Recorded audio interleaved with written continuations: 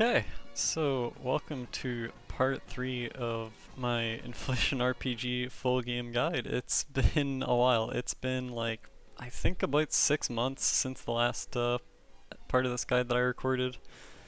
In that one I covered kind of just early normal mode gold farming in the desert to the right of spawn, where you get just kind of a bunch of useful things that you need to move forward out of there.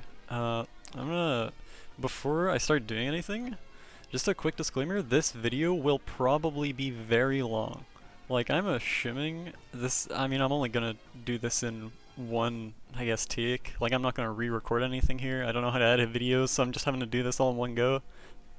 This will also contain a lot of, like, uncut, just farming playtime where I'm just sitting in a zone, killing the same mobs over and over until one of them drops what I want, because that is what you spend most of this game doing as a player. And I'm not going to bother editing that out or anything, but I'll put timestamps in the description, just noting the parts of this video that are kind of a waste of time to watch, where I just spend that time just sitting farming one zone. The things that I'm going to actually cover in this episode, this is going to be probably a pretty long one. This is essentially just not really a speed run, because you can optimize things further and whatever. It's kind of just a fast right through normal mode, because what you want to do from the start of the game is you want to unlock, let me just show real quick, I'm going to get an ad. What you want to do from the very start of the game, just big goal one, is unlock hard mode, because that is where all the best stuff is. And to do that, you need to reach level 100,000 at one point. This isn't like win a fight in the level 100,000 zone.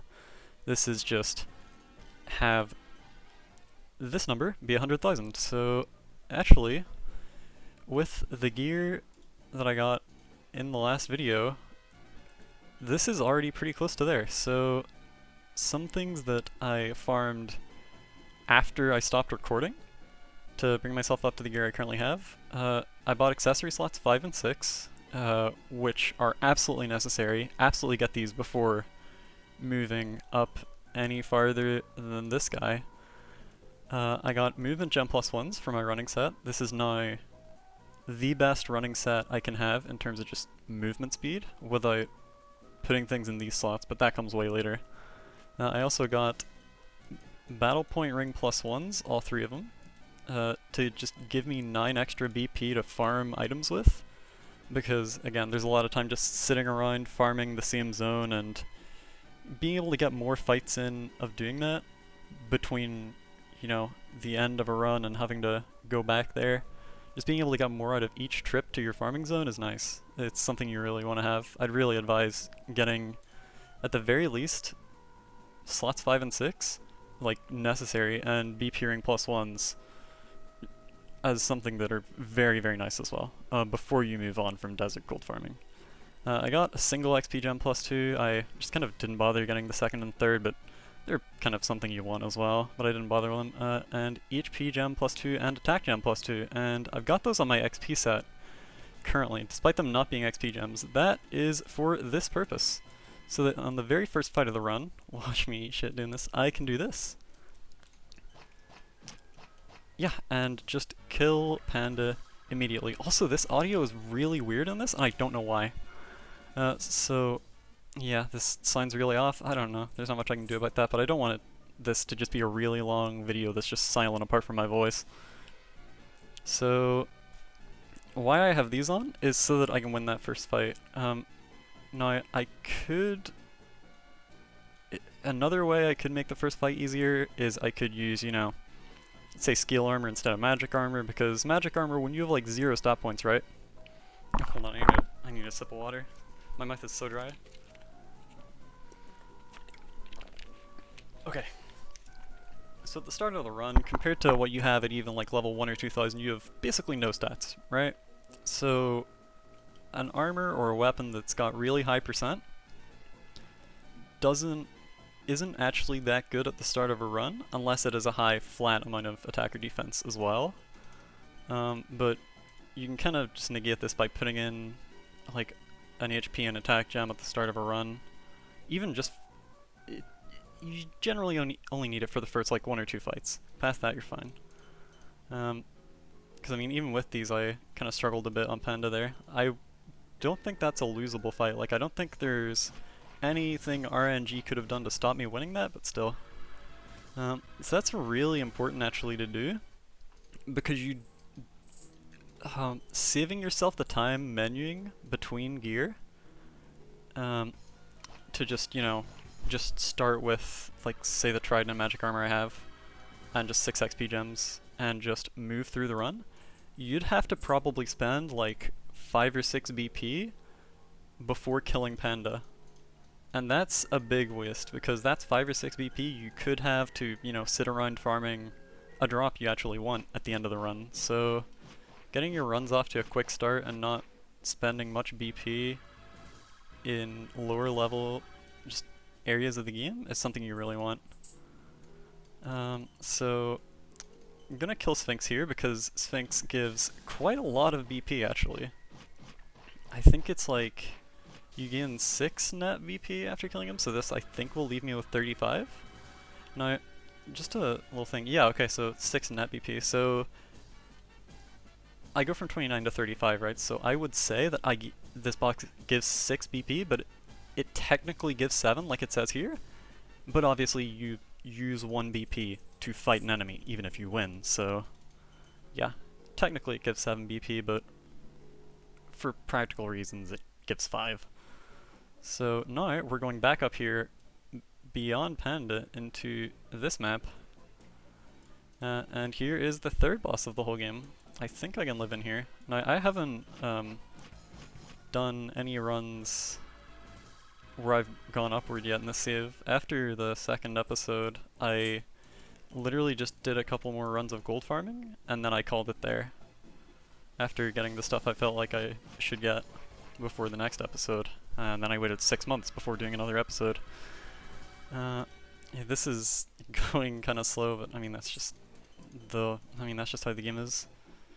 Yeah, it feels like it should be running faster. I mean, to be fair. Oh, look at that! Look at that! That's awesome. Anyway, so this is White Dragon Knight. This is the third boss of the game. So this zone is lower level than the one Sphinx is in, but this guy's kind of harder than Sphinx, at least I'd say, because I mean he chunked out 2,000 health right there in the one hit he got. Sphinx probably would take like 500 per hit. And he would have gotten 2 or 3 hits in, but, you know, the fight was nice. So, yeah, basically he does a lot more damage than Sphinx. So now we're just continuing our way up here. And I think by this point, this gives 5,000 HP. I think at this point it's probably fine to replace these. You can obviously check what it does to your stats to remove these, but I think this should be fine to replace these with XP gems. And now I'm going to take a fight in here. I'm kind of improvising here. I'm not the strongest player in terms of just knowing everything about the earlier parts of the game. Most of my playtime in IRPG is just spent on kind of just endgame runs, trying to do just stupid things. Kind of doing the same run over and over. I'm probably going to die because I got a fight I didn't really want to get in 5k. I just couldn't be bothered swapping to my movement set.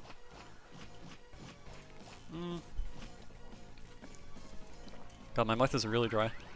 I think the cash recovery should push me over the edge here. Yeah, so I won that, and I kind of build myself out with the, you know, spend money to just get a full heal. It's important to, like, know when hitting that is literally pointless. Like, if you hit it too late in the fight's actual animation, you can spend that money for a cash recovery and never actually get your HP back. Like, you die before your next turn happens, but maybe I'll cover that at some point. That would take a few minutes on its own to explain, so no, I think I should be fine in here. And yeah, I am. So this is, I mean, the exact like details of your runs by this point aren't really something I can just, you know, predict down to the T. You can kind of do it for the very first run of a save because everyone starts their save's first run with essentially nothing. And there aren't really any big drops you can pick up along the way in like, 3-digit zone levels. But by here it's kind of more down to the person and your individual gear. So obviously this is a boss. You can tell by the kind of like star below. I mean, that's how you tell anything is a boss. This is Oculus of Hatred. So this is the first boss in the game, and I'm just gonna go right into him, that actually teleports you. So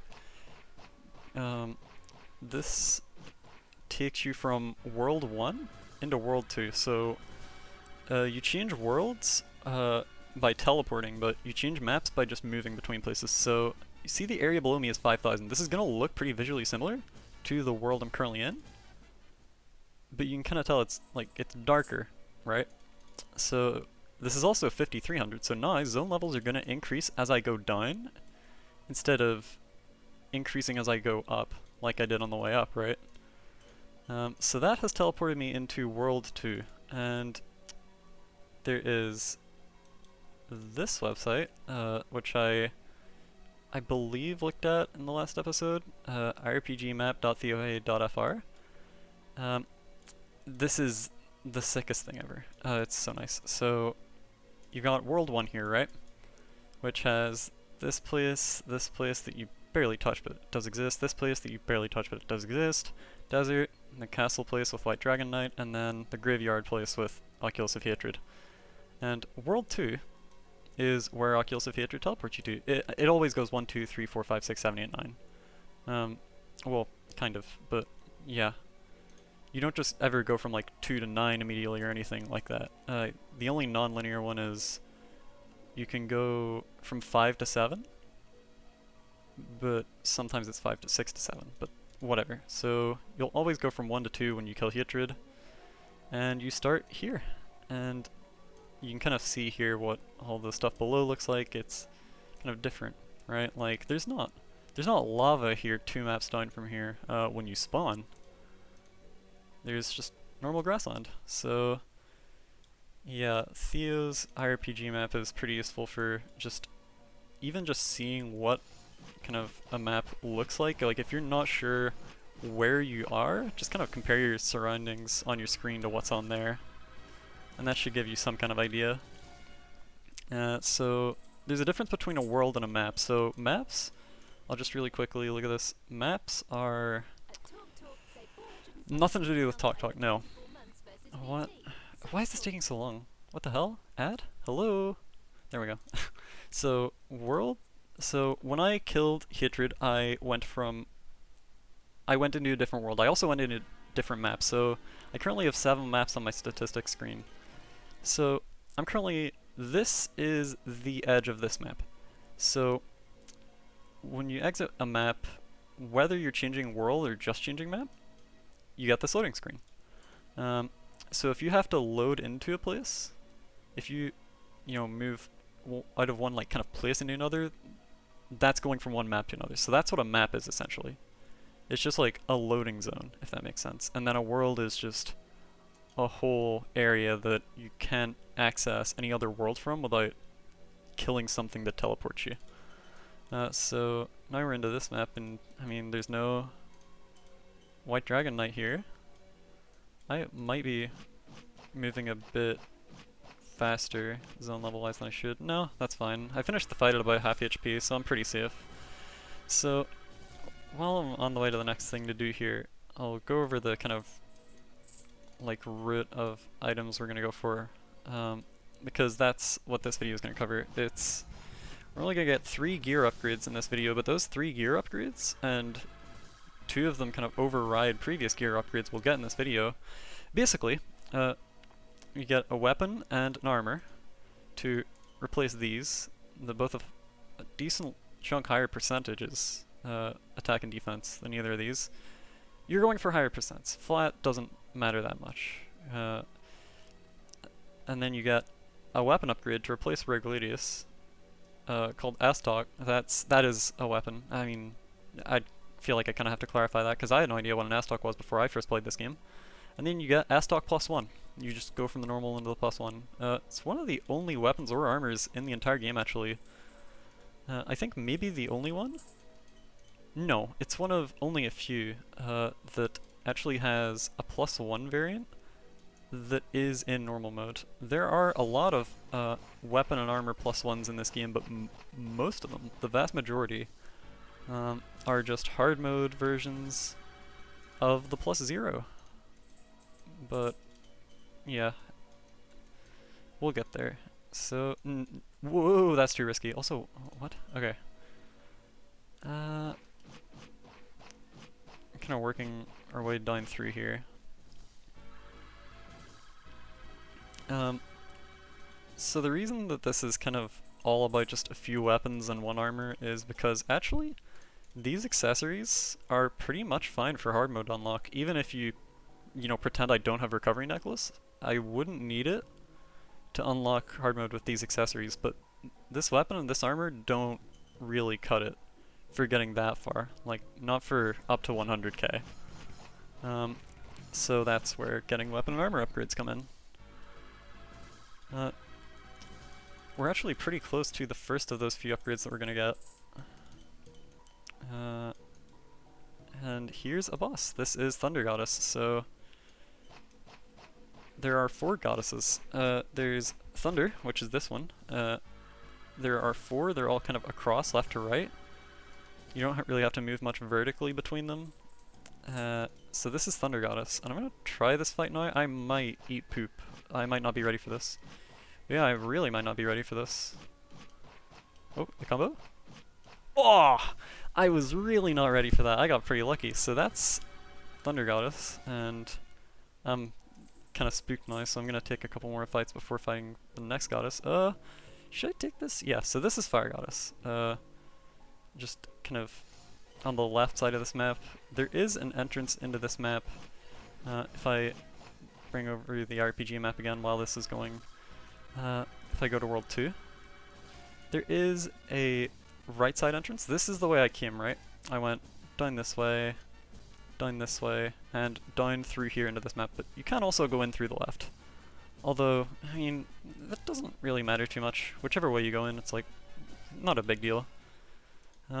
So,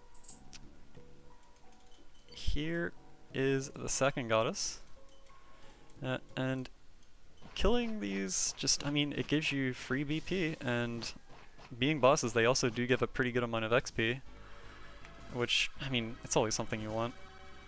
So, I've personally find it, like, pretty sensible to just go through them all, go through all 4 of them before going to the area where you farm the next stuff, which is rare gladius and rare armor. So, I mean, I've got this notepad here saying, what stuff to get and where it's from, or, what level of the zone it's from is. So Ice Goddess is, I believe, stats-wise the hardest of the 4 goddesses. Not by much, there's not much in it between the 4 of them. If you can kill any of them, unless you're barely scraping out a win, you can probably kill all 4 of them without changing anything about your stats or anything like that. But just to make sure, we'll do one fight there. So, yeah, this is Ice Goddess. She's got a map entirely to herself, just on the left from Fire Goddess. But the place we want to be to farm rare gladius and armor is all the way on the other side. So Fire and Thunder are actually in kind of the middle map. That's the left map, and then this is the right map. That's how directions work. So this is Wind Goddess. She's a tree. Yeah, trees, wind, right? Yeah, perfect. So, I mean, she's the last of the 4. I already killed Ice Goddess handily enough, so she will be fine. She's not stronger. And yeah, easy enough win. So, if you can kill all 4 goddesses, then you can absolutely kill things in here. And this is where you want to be for farming. Once you have, all the kind of gear I currently have. So that was actually kind of silly. So this is kind of this is one of the first, like, mob farms in the game where, you're farming an item from an enemy instead of farming up the gold to buy an item. So what you want to do when you're farming a mob is or when you're farming mobs in a zone, is just, kind of just sit around and wait for the drops to happen. And while you're here, you might as well just kind of put all your stat points into luck, because if you can already kill the mobs, then there's not really much point putting stat points into like attack, defense, HP. So we're looking for rare gladius and rare armor. This is the enemy that drops rare gladius, and there's actually a nice feature. Do I get it? Do I get it? No. There's a nice feature of Theo's RPG map here. You can click on a zone and you see all the enemies in it. And if any enemy in a zone has a drop, it'll have this little drop down menu where you can look at what it drops and some drop rate. These are not breakpoints, to make this clear. These are not like it's rare armor is not 3.82% when you have 24999 luck and then suddenly 8% when you have 25,000. It's basically a gradual increase. It's not just goes up at 2k, 25, 300, 500, 1 mil max. But these are kind of just numbers you can use to gauge how much effort you might need to get a drop. But it's also useful to just, confirm that you're in the right zone and that a mob you're farming is the right mob that does have the drop you want. And this is the mob that drops rare armor. The last one we fought was the one that drops gladius. Now I'm just gonna leave this recording. I'm gonna keep doing this. I started wrongly, but I'm gonna just keep recording until I have all the things that I, have set out to have in here. So that could make this a pretty long video, but again, I'll mention in the description which parts of the video are just kind of not worth watching unless you just kind of want to see early game IRPG gameplay. But this rare gear it does a pretty reasonable drop rates. Like this dude that I just fought twice in a row that drops rare gladius at 25,000 luck, he has 9.29% chance to drop rare gladius. And I'm not at 25,000, but I'm not too far, so I mean, I don't know the formula that the game uses off by heart. I don't even know it. I've never really seen it in a way that, like, okay, I understand how this works and I could memorize this. I guess it probably has like a 6 to 8% drop rate at my current luck, and it's going up by a decent bit with every fight that I put my stats into luck. Now I have to mention, this is how you do it when you're farming drops from mobs. Normal mobs that, any fight in a zone has a chance to spawn. This is not how you... this is not a good strategy for farming gear from bosses. Gear, not just weapons and armors, accessories as well. Just farming any items from bosses is not done like this. Because, it's pretty simple. You can only kill a boss once in a run. So once you've killed it, it's like, well, okay, well, the next time I can kill it, the next try I'll get at this will be on, either after the end of this run or after just resetting, like just hit and try again and getting back to that boss. So this means that there's kind of a bit of cost-benefit analysis you can do with the time it takes to kill a boss and the drop rate that you'll have for the items you want. So kind of player experience over the years, as well as actual, calculations we've done with data that we have, because there are people on the InflationRPG Discord server that, have looked through the code of this game and do have access to the actual raw just numbers and logic that makes things work in it.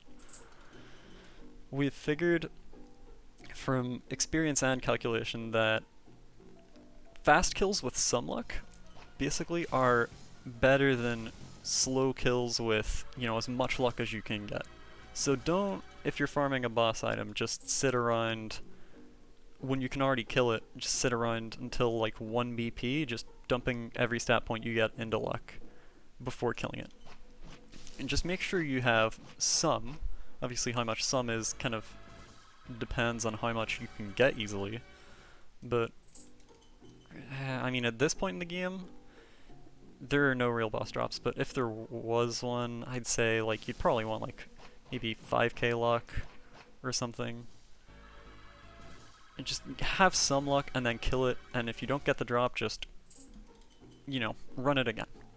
Don't, you just take all of your BP, just grinding out luck and then killing it, because the amount slower that'll make your run doesn't fully compensate for, or no, the amount of extra drop rate that you'll have on that item doesn't make up for how much slower your run's gonna get. Now this obviously assumes that you do reset runs when you don't get the gear you want. Taking every run down to 0 BP frankly would drive me insane, and I have a lot of playtime in this game. Yeah.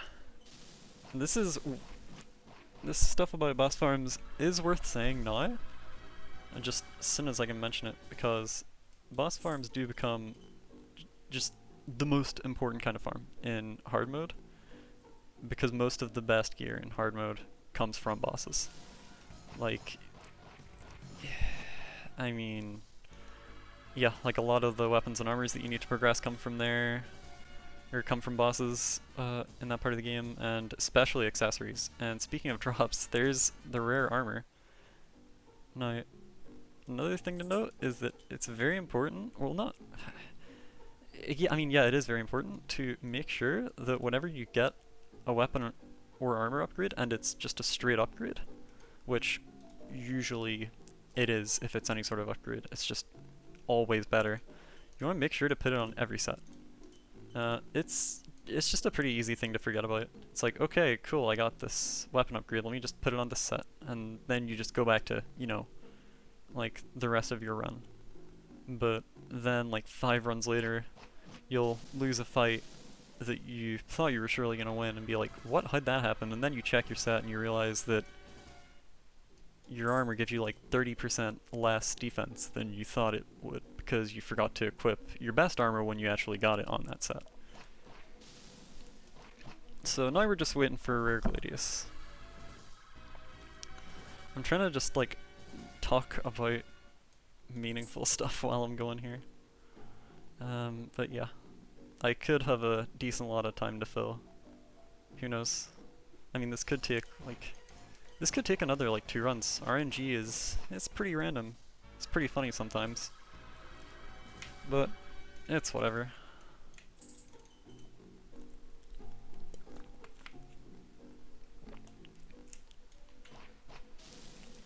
Anything that's really important to say though, I'm gonna, you know, make sure I go over it in a part of the video that I don't say, hey, you might want to skip this. Like, I'll make sure that all the seriously important stuff is in the parts of the video that you're gonna want to watch. So really anything, if anything can be picked up through these just kind of boring parts of the guide, it's mostly just like little tidbits of information that could be helpful, but are usually just, oh, well I know that now, I guess, that's cool. And I'm kind of already running out of stuff to say.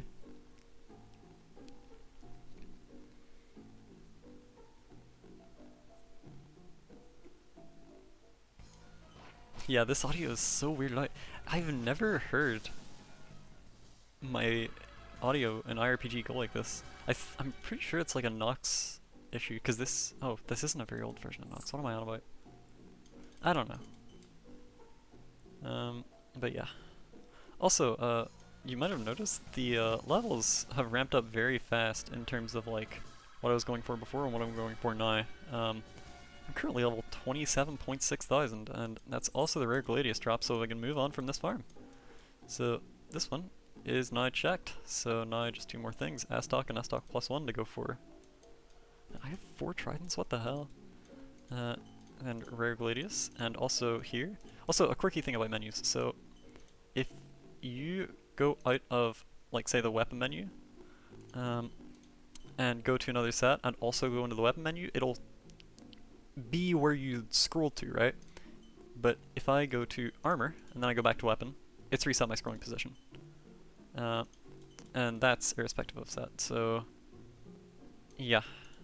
Your scroll, like how far you've scrolled through a menu of items is saved and stays while you're changing sets, but doesn't stay when you change the menu you're in. And the separate ones are weapon, armor, as I've shown so far, and also accessories in these slots, and accessories in your bottom row slots. Which is, I don't know why these are separate, it's pretty weird, but yeah. So that's the rare set done. So, yeah.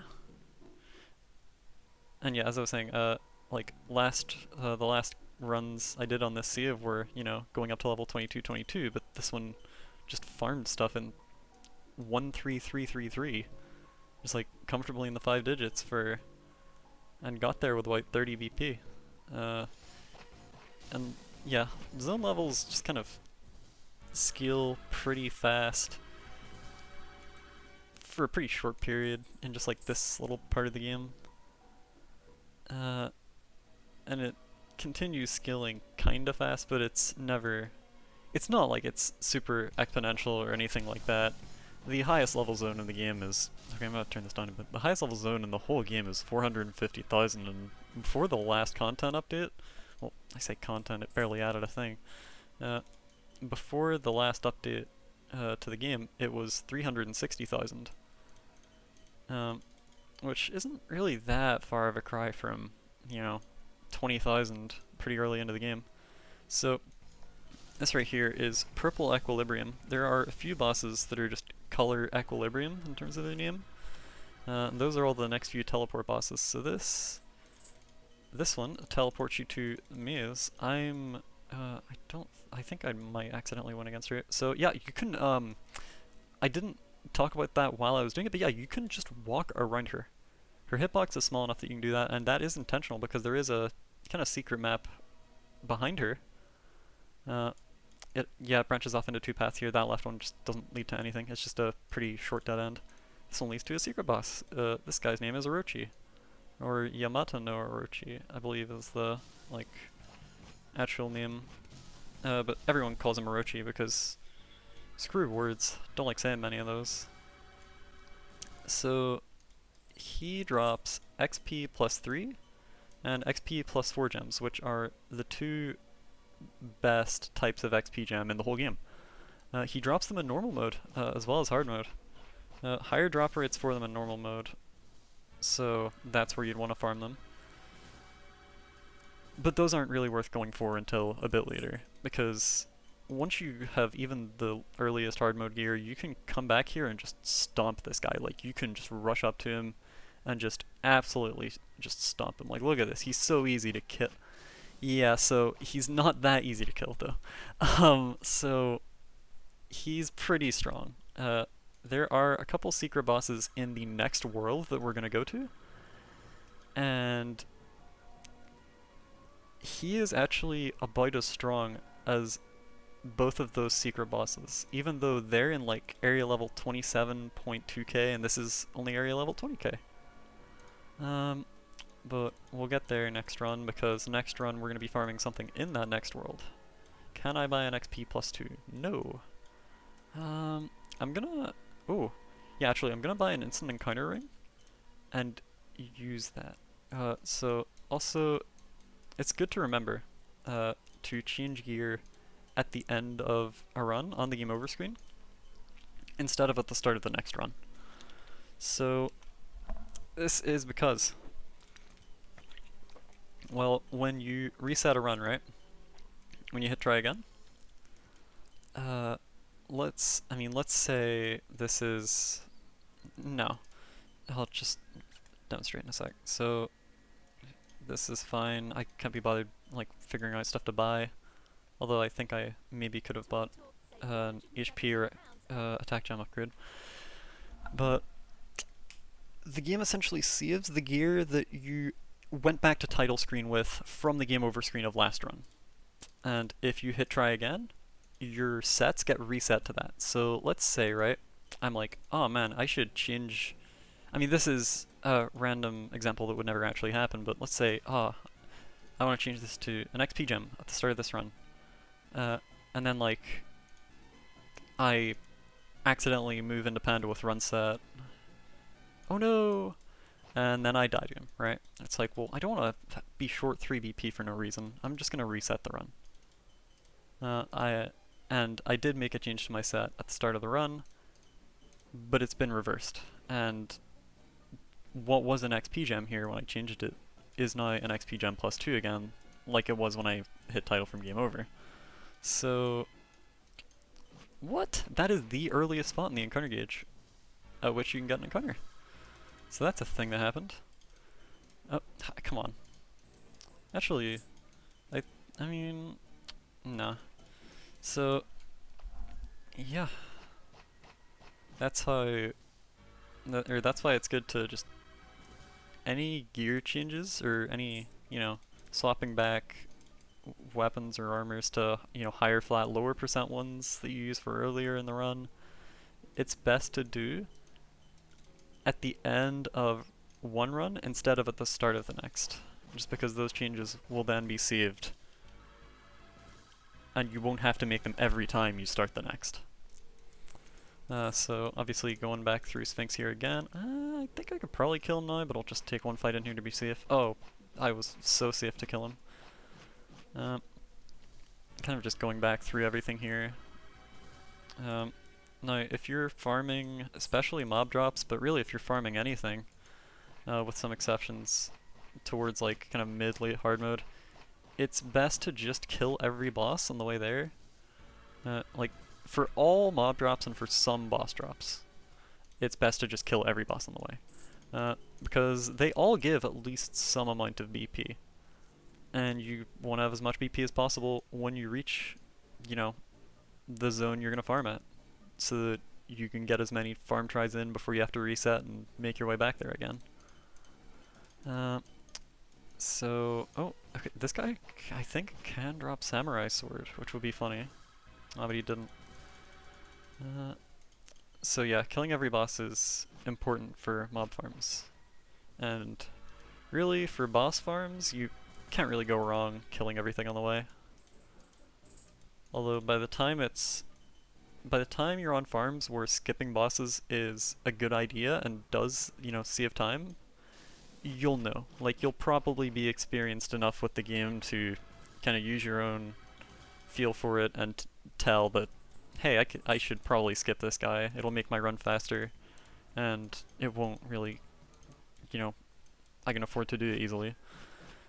So with this kind of stronger weapon armor, I haven't taken off the HP and attack gems yet, but I think I should be able to kill Hatred, but if I didn't get a good fight towards the end there, I would have lost that, actually. That was pretty risky. Hatred, if you have Recovery Necklace, is a really easy boss, by the way. Like, you can absolutely just plow through him.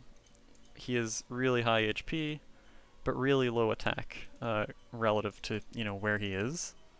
I don't think he has lower attack than the mobs around him, but yeah, his HP is high and his attack is low, essentially, which makes an enemy really easy when you have recovery, because once you have it on all of your sets, your win condition for a fight, for a fight to be very safe, you just want to be, life stealing back more than they hit you for, which is very, very possible, and it's generally considered the sign through most of the game, because you have Reco for most of the game, that yes, you're safe where you are. You should probably move up, because you can probably handle the next zone, even if you can't, fully out-heal back the damage you're taking. So, able to go through here a decent chunk quicker now.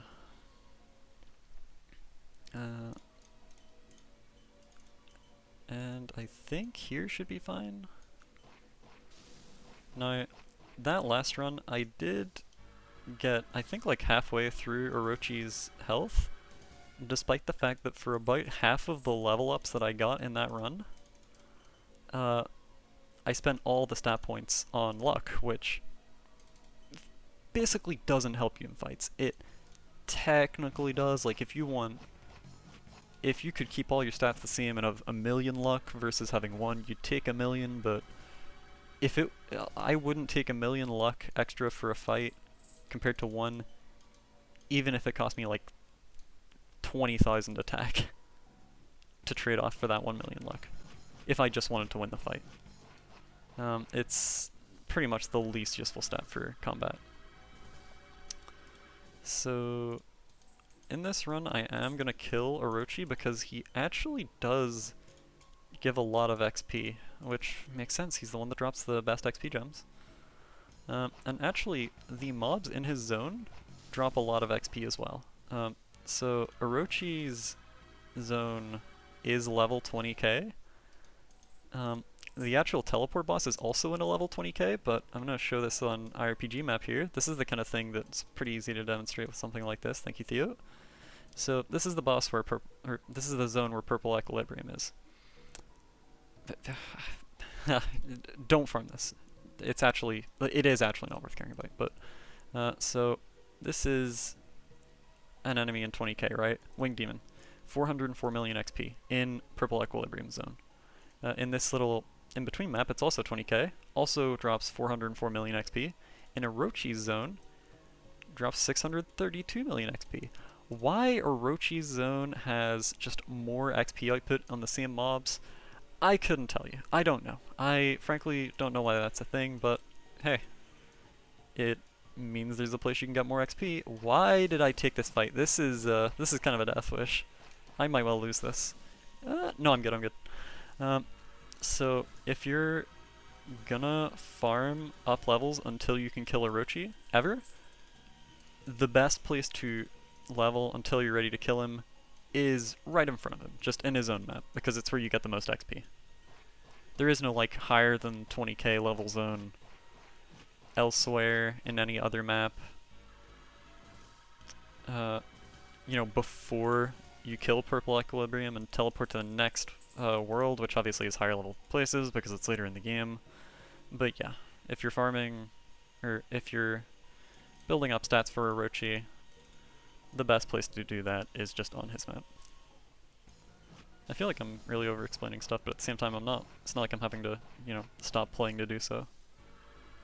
So, actually, no, wait. There's another thing that's kind of the main thing to be explained in this video, other than, you know, the items to get and where to get them. No. I don't want to. I almost loaded Terraria into Notepad. Apart from the items and where to get them, the most important thing that I'm going to look at in this video is actually just the next world after this one. Just as a world, just itself. Well, it's called Maze. And this is crazy. This is going to blow your mind. It is a maze. Yeah, it's kind of just a labyrinth. There are 4 different places you can spawn in it. It's a fixed layout, so it's not a puzzle, don't worry. But it's a fixed layout maze with a lot of different, or with 4 different places that you can spawn into it. And then there is a central zone that you can get to from any of those 4 spawns, which has the next teleport boss in it, yellow equilibrium. And all 4 of the different places you can spawn in Maze, the paths from any of the 4 of them only ever intersect at the center, where yellow equilibrium is. So you can't just say, you know, learn how to get to the center from one spawn, and then learn how to get onto that path that you know from another spawn. Because no 2 paths to the center ever meet. I guess like a good way to put it is, you can never get from one maze spawn, like one spawn point, to another spawn point without going through the center of maze. It'll make a bit more sense when I get there and, you know, actually show the IRPG map of it, and then it's also, besides IRPG map, the only place where I think it's really useful to look at the maps page on the IRPG wiki, because it has a really useful kind of annotated map of the whole maze, which has like, you know, it has a key and everything. Like, it's pretty useful, but I'll just wait until I get there. This map is pretty. There is nothing that drops any kind of item in this map, or the map above this that connects the goddesses kind of area to here. The only thing that drops anything on this map is the boss, is Purple Equilibrium. And in normal mode, she drops Play Gem +1, which, we don't talk about Play Gems. Okay, well, I'll explain. So, Play Gems, how they work is they infinitely scale. They are the only thing in the game that does that. So they scale based on your play count, your times played. And I'll just show the description. So this will be too small to read. So I'll paraphrase this because the wording on it is quite awkward because Tats is Japanese and doesn't speak English, I guess. So for Play Gem +0, you get your times played from your statistics screen times 3 as an amount of attack and an amount of defense and an amount of agility. So I have, I think it's 10 times played right now, so I would get 30 attack, 30 defense, and 30 agility, which is like nothing, right? But what if I had spent 1,000 hours just dying to the first boss of the game over and over and over, and I had like 1,000,000 play count? Well, then it would be broken because it would be, it would give about 8 times as much attack with 1,000,000 play count than the best like stat accessory in the game that we don't consider to be dumb and bullshit and considered cheating. And then there's a Play Gem +1 and a Play Gem +2 where those like multipliers to your times played that you get as stats are higher. I think with Play Gem +2s, which are the highest one, you get, I think it's like 30 times, or no, like I think it's like 40 times your play count as attack. So if you have 100,000 play count, yeah, congrats, 4,000,000 attack and defense in one item slot. That is over 10 times as much as any other accessory can give other than Proof of the Hero, which scales based on the stats you have currently in your run. It's just essentially a multiplier that doesn't go to like 8 trillion% or something like Play Gems might as well do. So yeah, that's why Play Gems are totally ignored, even though in theory they're the best thing in the game. It's because if we allowed them as a community, then the highest levels in the game and the, you know, hardest boss kills would just be a cakewalk. If you spent literally 1,000 hours resetting runs and dying to the first boss in the game incessantly, it would ruin the game as a game. At least at, you know, the top level where you're trying to do just kind of impressive, cool stuff. So instead of just, you know, kind of having some dumb, annoying politics of like, oh, these people use Play Gems and these people don't, and oh, that's whatever, we just basically blanket the whole issue saying, we consider this cheating because it's just too stupid and bad, and allowing it, like sanctioning it as a thing that's okay would probably cause a lot of people to just go and ruin the game for themselves, like ever getting to experience why it's an actually fun video game sometimes. So I'm at the same level as I reached last run with a lot more VP to spare, obviously, but also I have no stats in luck, which means I've been able to put a lot more into, you know, the stats that I kill things with. Even though Orochi's drops are very useful, I'm not going to bother really trying for them until later when, you know, I can get to Orochi in like 60 seconds and kill him without putting a stat point into anything, which is earlier in the game progression-wise than it might sound. So I'll just kill him with 1 luck, with 6 XP gems, and get a lot of levels from him. I got like 3,000 just from that, and these aren't amazing XP gems. You could have you know, a +2 instead of this and a +2 instead of this. And if you can kill Orochi, you can easily kill Purple Equilibrium. She is just outright weaker. I think the Equilibriums are considered female. Do I know? No. Anyway, so this is Muse, and you also get a base level for killing Purple Equilibrium. You also get one for killing, I think, White Dragon Knight? I can't remember. Probably would have seen towards the start of this video. You can probably just check back early in the first run. So, Muse. So, it is possible to like recognize without a guide of any sort which Muse spawn you're in always. So, this is where the InflationRPG wiki maps page comes in. So, World 3, the Muse.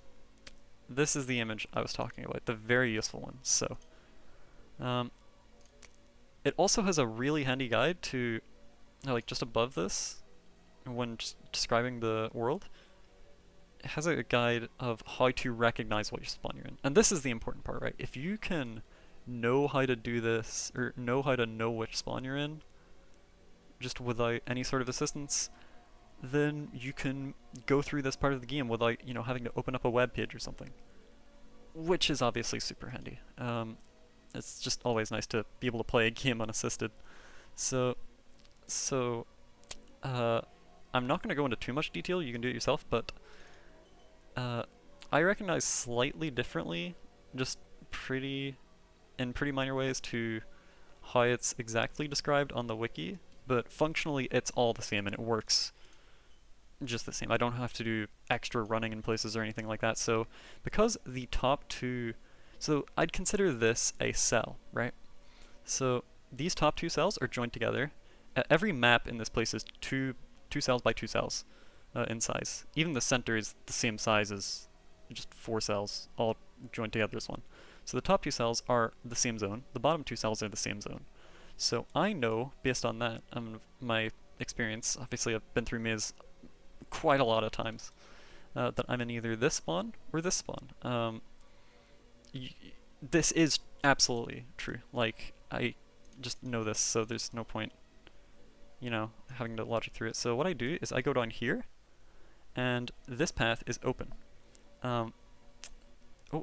Okay, so from this spawn, if you go down out of the bottom right of the map, and you go to here, this path is closed because there is actually one of the secret bosses right under here.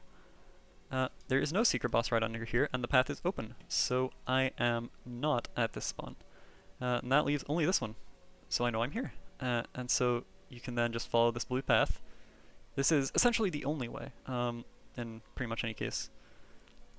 I mean, obviously, like, instead of this, you could do this, but, I mean, yeah, by and large, just follow these routes. Otherwise, there's a good chance that you'll get yourself lost by trying to not follow the map, which is a bit silly. This might sound like it'll all take a long time to learn. Personally, it's a lot easier of a time to learn than it seems. It didn't take me too long. So, like, I think by the time I had unlocked hard mode, I was already able to get to the center from at least 1 or 2 of the spawns. And that's, like, maybe a day or 2 into owning the game. Although I did play, like, a lot per day when I first started playing. But, yeah, by the time I was in, like, kind of midway through hard mode, I kind of already knew the maze like the back of my hand. So now we're in the center. This is yellow equilibrium. So, you'll also see on this map that there's a green path and a red path. There are also highlighted cells, but we'll get there in a minute. So, from the center, and only from the center, there are no shortcuts between any of these paths that you can take that are alternatives. All of these, between these 1, 2, 3, 4, 5, 6 paths, the only place that any 2 of them meet is here. So this red path goes to the Red Eyes Dragon, which is one of 2 secret bosses here, and then the other one that I mentioned, this path here, goes to Green Eyes Dragon, which is the other secret boss. Now, these guys, they're not like the most worth killing bosses in the game. In fact, they're among the least worth killing, but they still give BP and levels, so I'm just gonna go, and just to demonstrate how to get to them as well. So I'm on my way to Red Eyes now. Red Eyes is slightly weaker than Green Eyes. It's worth saying. So keep that in mind. If you like don't think you'll be able to comfortably kill them both, like if you're just on a run and you want to kill him and you're not sure, like you think it's gonna be tough, make sure to go for Red Eyes first because he does have lower stats by not much, but a noticeable amount. Like, I mean, yeah, if you go up to Green Eyes before Red Eyes and you die to him and he has like no HP left, like he barely survived, you had better slap yourself in the face and go, damn, I should have gone to Red Eyes because you should have gone to Red Eyes. So he's in level 27,200, which is the same place that this is the same zone level that Green Eyes is in. So if you can kill Orochi, this is a good thing to remember. Orochi is pretty much as strong as both of these. Well, obviously they're not. Like, Red Eyes and Green Eyes aren't equally strong, but if you can kill Orochi, and it's not like barely a win, you can kill these guys. And like, you should be fine to kill them both. Obviously, well, not obviously, I mean, might not have caught it, I didn't really pay attention to it myself. They don't give a lot of BP. I think they only give 3 technically each, by which I mean they give, you gain 2 BP upon winning against one. So say if I had ran all the way to Green Eyes, and, you know, instead of killing a normal mob, killed Green Eyes, and I would have gone from 34 to 37, gaining 3, and then back down to 36. So I'd only have gone up 2 BP. So it's not a ton. So that's why if you're ever skipping bosses in a run, what the hell? If you're ever skipping bosses in a run to, you know, save time, especially because you might have noticed this is a pretty long path between bosses here.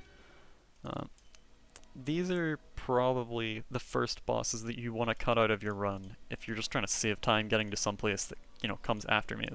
So I'm just going to run into Green Eyes because I'm pretty confident I can kill him because I had like half my HP left by the time Red Eyes went down. And yeah, I can. So that's all good. These guys do have drops, but they're not really worth worrying about.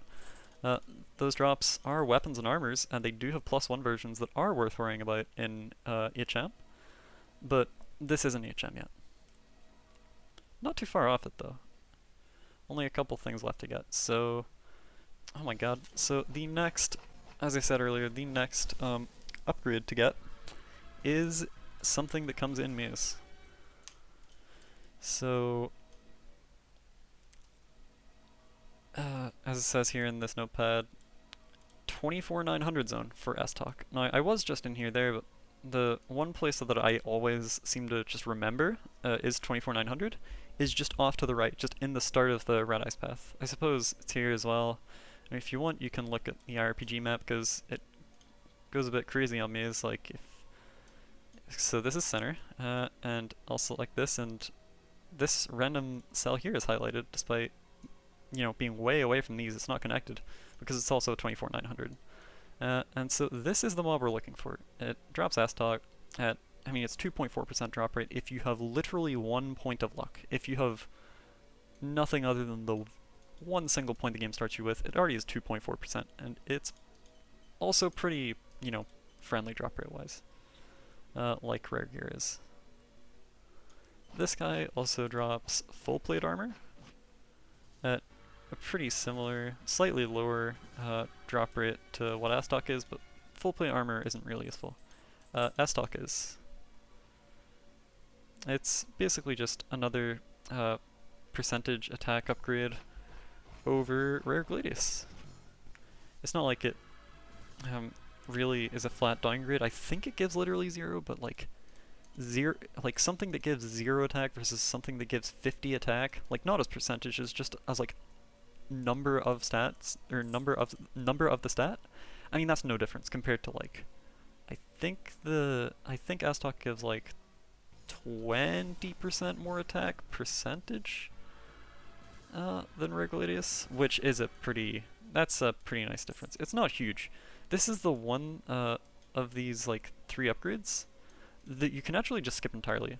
If you want, and you know, if you're finding following the stuff like easy enough, and you feel like you know what you're doing decently well in terms of just playing the game on a basic level, you can probably just go straight to S-Stock +1 as long as you're, you know, decently geared, and as long as you at least do have the rare gladius and armor.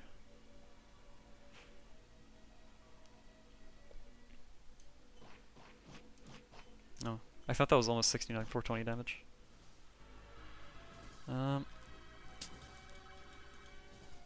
So, like, currently we're farming a weapon. That's all we're really doing until we're pretty much ready for HM unlock.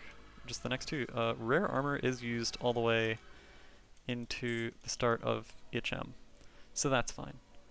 Now, obviously, just getting these items doesn't just get you level 100,000. You have to actually do a run where, you know, you kill enough things that give enough XP and die little enough, lose little enough BP to actually get to 100,000.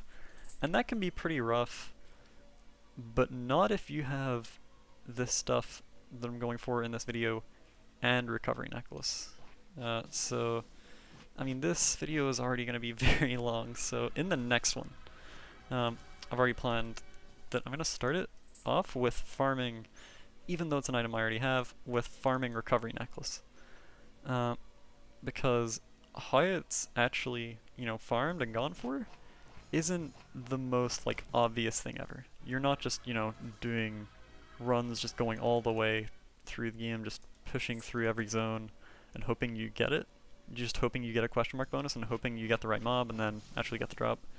It is this thing called active farming, but I'll explain that more when they're like in part 4 of this.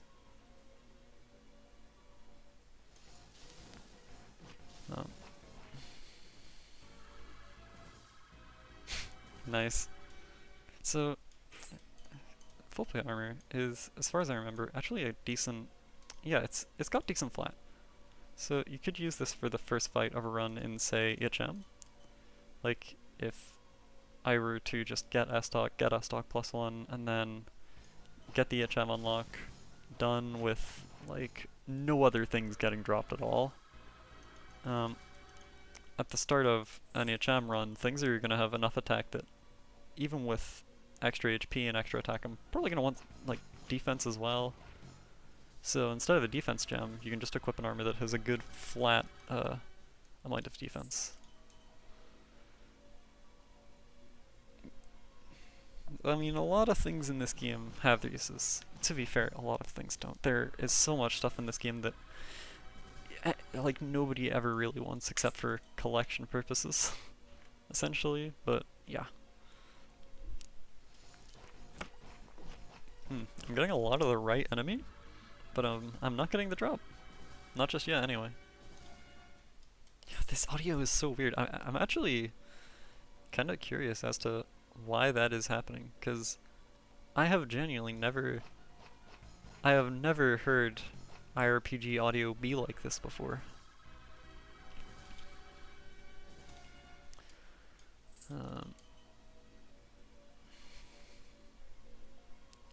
Yeah, there's not much for me to really say here that I haven't said already.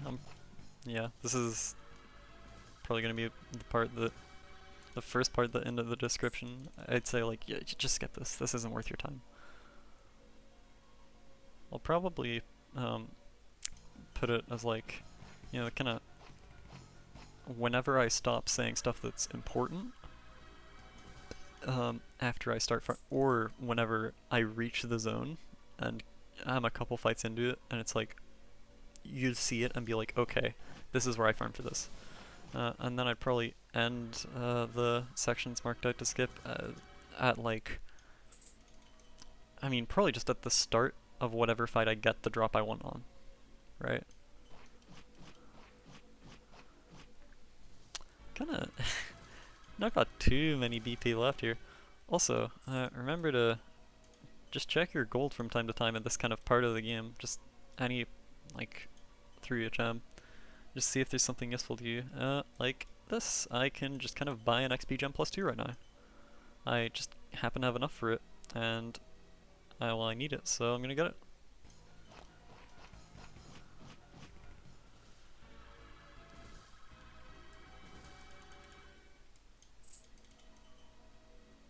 I can't get over this audio.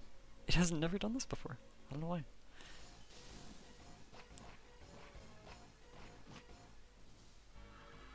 Maybe it's something to do with the fact that I did move all my Nox like Android emulator instances, like all the virtual devices, over from my SSD to my hard drive because, well, look at this. 6.6 gigs, 10 gigs, 4 gigs, 20 gigs between 3, right? And probably another 10, maybe nearly 15 between 2. Like, I have over 30 gigabytes of just fake ass Android devices that I use basically only for playing IRPG and games like it. Just sitting on my computer. And my SSD is only like 250. I think it's only actually something like 220 gigabytes. And it was running kind of low on space, so I decided to just move it over to my hard drive, which has 2 terabytes, so it has no issue holding all of that stuff. Maybe that's causing this. Because I don't think I've ever heard of anyone be like, hey, my IRPG audio sounds like I'm in, like, the nether. It is pretty weird. But, I mean, either way, it's just kind of a curious thing. Maybe it just goes away, like, maybe I just restart my Nox instance or, like, you know, close it up after this and the next time I open it, it's just not doing that. Maybe it's just, like, this session for some random reason. I do have an instant encounter ring, and I'm gonna use it for the rest of this run, just to save time. Because the thing with how encounters work in NM, or how the encounter gauge works in NM, it doesn't work like this in EHM. In EHM, it just goes up at a fixed speed that, well, that fixed speed is slower, obviously with more run set stuff, so run set doesn't just become meaningless. But in NM, it seems like a few fixed speeds basically, and which one of those fixed speeds it is depends on your level relative to the area level. So obviously I way out level this zone. Like I'm level 43,000, it's level 25,000 basically. So if I just move around, encounter gauge goes up pretty slowly. But like if you just peek at the start of any of these runs, when I'm on the way up to Panda, I go into 710 for a second, right? Which is, you know, it's a zone 710 times my current level.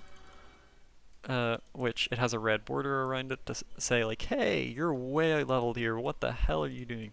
And I still kill stuff in there, but the encounter gauge also fills up a lot faster. So really, if by the time you way out level a zone, it's probably better, just for the sake of your own time, to just swap in an instant encounter ring somewhere. Obviously, as long as you aren't like barely scraping out fights. Like if you need all of your slots to be taken up by just like attack items, like just things to kill things with, if you need all your slots for that, then obviously it's not worth picking an encounter ring because you'll die, you can't farm stuff when you're dead. But yeah, in cases like this it's pretty useful. Also, what the hell, 200k? I'm pretty sure this group of question mark mobs actually do give more gold later in later zones and worlds. It doesn't scale super insanely, but I'm pretty sure it does scale. I think I am actually going to end up finishing this run before I get S-Tox, so I'm going to be having to take an extra run for that, which is kind of annoying because I'll probably end up, you know, with a lot of stat points already in luck by the time I get it next run. And if that's the case, then I'll probably want to reset just so that I have all the attack, defense, HP I need for making it to heaven to farm S-Stock +1, which I guess isn't even worth thinking about just yet. Whatever. Ugh. Well, that's a bit anticlimactic. This is the one enemy in this zone that just doesn't have any drop. You gotta at least give me the, you know, the holding my breath moment of, maybe I could get a drop on my last BP. But yeah, no. And there's a character level up. Level 2. Level 2 is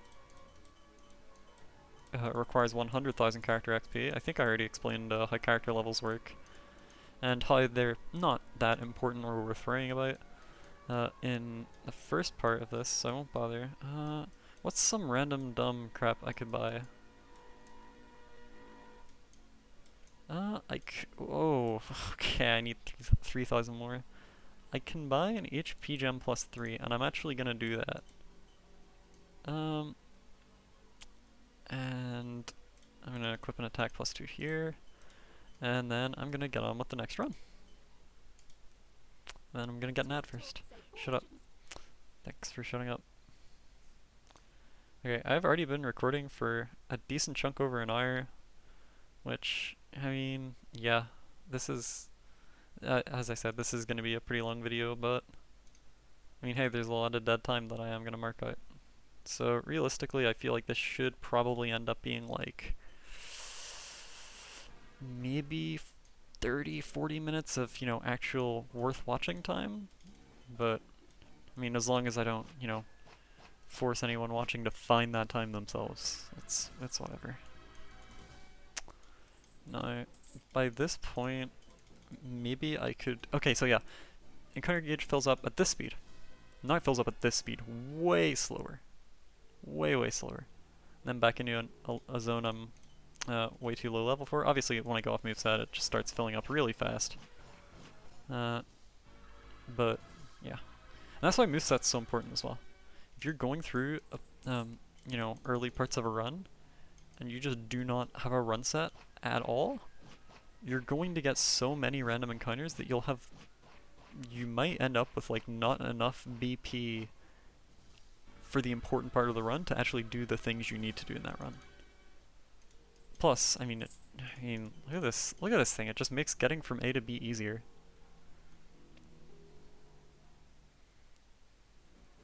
You simply move faster. And I'm pretty sure I can just kill White Dragon Knight, or I mean, his name's often shortened to WDK. I do that. So I'm gonna start doing that now. Yeah, so he was easy enough to kill. I can probably kill Hatred as well.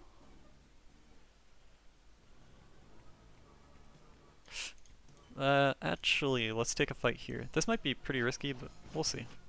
No, I'm good. Being able to call fights really far in advance like this is just kind of a feel thing, but it's not too important. Because, I mean, it's hardly like you can back out of a fight once you've started it, you know? This I'm gonna take, because Hatred actually does give a pretty nice amount of XP for where he is in the run. Like most bosses, but if I remember correctly, it's kind of more so than most bosses. Also, can drop XP gem plus 1s, plus 2s, and plus 3s. Being the only thing other than Orochi that can drop plus 3s. I think the only thing other than the Orochi that can drop any XP gems, but obviously 1s and 2s aren't that important to drop because you can just buy them. Now I'm gonna go here, and I think I should be fine. I think it's probably time to remove the attack and HP gems.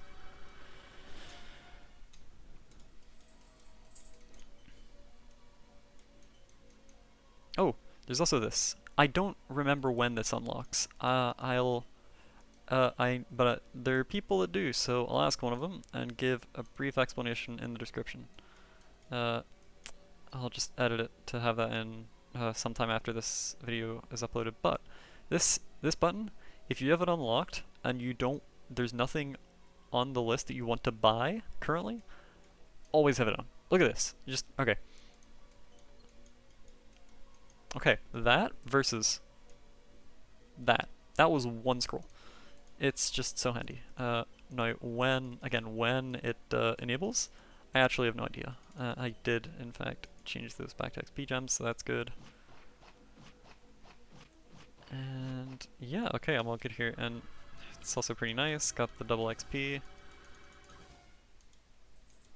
These early parts of runs like this are pretty free. Like, there's not really anything interesting going on, to be honest. But I mean, if you see an XP bonus and it's in a zone that's close level-wise to the highest one you can be in, it's probably worth taking. I mean, at the very least, you can just see, how many levels you get there, and then take a fight in your highest zone and compare. Or you can just look at the raw XP values if your memory's decent. Mine isn't decent enough to trust myself with that, though. I don't really know if I need to take this fight outside of Thunder, but I'm gonna do so anyway. Just to check, my mic is fine? Yeah, it is. Okay, good. Wow. Minute R15 into this. And now I'm gonna fight Thunder. Am I on? Yes. I'm just checking on my next piece up. Being paranoid can bail you out of some situations before they get really bad, where you almost just get yourself completely killed. And that is a drop. That is not a very useful drop. Thunder Sword +1. I mean, it's a weapon. Does it give me best items? No. I'm pretty sure the best items, or I think the best items buttons, from my memory, unlock once you have like a certain amount of the relevant item type. So, I mean, obviously, as you can see, or as you did see, I have an accessories best items button currently, but not for weapons or armors. So I guess it's like, well, I have enough accessories to, get to use the best items button for accessories. But I'm not entirely sure how it works, but I'll put it in the description. This is the kind of thing where it's very good if you want to know stuff like this to just be on the IRPG Discord server, because that's where you get knowledge like that really easily. Yeah, this music actually sounds so awful. I refuse to turn it down to 0 for the rest of this, but because again, it would just sound so awkward. Just me talking with no other noise. It would sound really awkward to me, and it would probably sound even more awkward as a YouTube video. But yeah. Kind of just going through what is now the early part of the run. I have 47 BP this time here. And I didn't even really get gear upgrades last run. I mean, I upgraded HP 2 to HP 3. I replaced the XP gem +0s with +2s. But really, I'm not that much stronger. I just kind of got a better idea of where I can move forward and where I can't. That was somewhere I couldn't, but I got lucky and I got a combo to bail me out. Sometimes that just happens. Don't worry about it. Don't rely on it. But don't worry about it if it happens. Don't be like, oh, well that's dumb, I didn't deserve to win that. Just be happy you won, dude. Come on. This game is like... yeah. This game is 80% mental and the other half is mental. I'm pretty sure I can go down into here now. Wait, 167? Come on, I was gonna go back up to check the level in there. I'm gonna do it anyway, but... Why? Why have you gotta get in my way? Okay, so... This is... Hold on. Is this something I've just never noticed that's really stupid and funny? 167. Ah! I changed. So, you go farther by a zone and it goes down 200 levels. Welcome to InflationRPG. Anyway. Oh. Randomly clicked again there.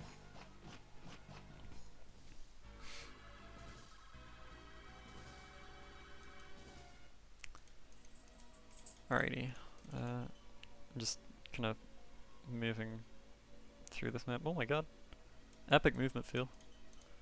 Yeah, the just kind of shape of this map is kind of awkward. It's pretty common to just get stuck on stuff a lot here. I mean, that happens obviously less and less when you're just used to it. Like, used to just moving through this map quickly, but I still hit stuff all the time, and that's pretty neat. My level divides into 1,000. That only happens 1,000th of the time. Did you know that? That's crazy. Ah, I'm so smart. Anyway, back at Orochi map. Obviously, as soon as you can even go into purple equilibrium map, you just want to be in here instead, because you just get more levels for the same enemies of the same difficulty. Got a question mark bonus. Second recovery?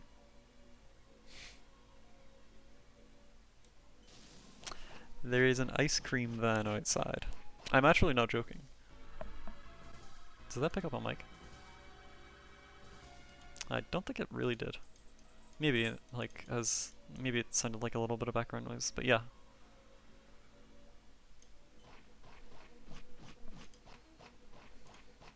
I don't exactly want this to feel like a podcast or something. I'm trying to make it a guide, but at the same time, I don't know, man. Learning how to edit videos just seems, oh my god. Yeah, oh wait, no. That gave 112k, and I was about to say that's, because it's, you know, in a way lower level, or in a lower level place than when I got these mobs last run, but I do have 1 total luck, and luck does affect gold drops. I think I honestly should be fine to kill Orochi here. Ooh. Yeah, I was not correct. He should be fine with a cash recovery though, but I could just get the exclamation mark mob who gives like no levels. So I'll just get some levels in here where I know I'm going to at least get a normal mob. It's not too much extra stats wise, but nah, stat gems aren't really gonna help me much.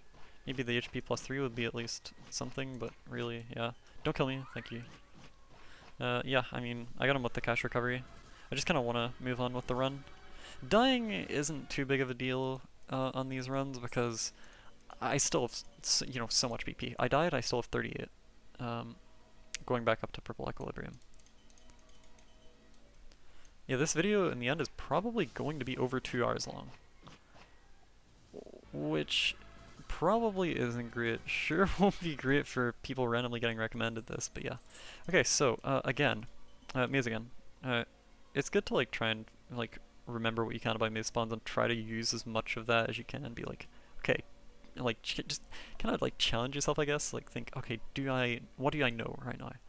So I saw, you know, two top cells were 1 zone, bottom 2 cells were 1 zone, so I go bottom right and check down, and there's the top arena, so I am in fact in the top left spawn. So I've gone the wrong way.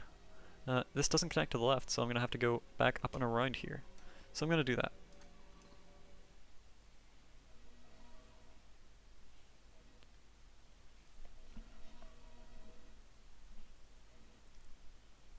Actually, kind of a fun fact. Red Eyes is, and this is going to sound wrong, but I assure you it isn't. I'm just gonna take a fight here. Red Eyes Dragon is actually closer to where you spawn than Green Eyes for all 4 spawns. Even, you know, the kind of top left one where clearly this entrance is closer than this one, right? Because it's like, duh, versus duh. But no, I suppose because Red Eye's path is shorter, it's certainly, you know, less complicated. There's less turning involved. It's literally just a straight path. No turns directly to him. But yeah, Red Eyes is actually the closer Maze Dragon to you, no matter where you spawn. Also, this is how you know the next map is gonna contain him. There is no, like, there are no tops of cells poking out here. So if you see that and you notice that, then know that you're about to reach Red Eyes.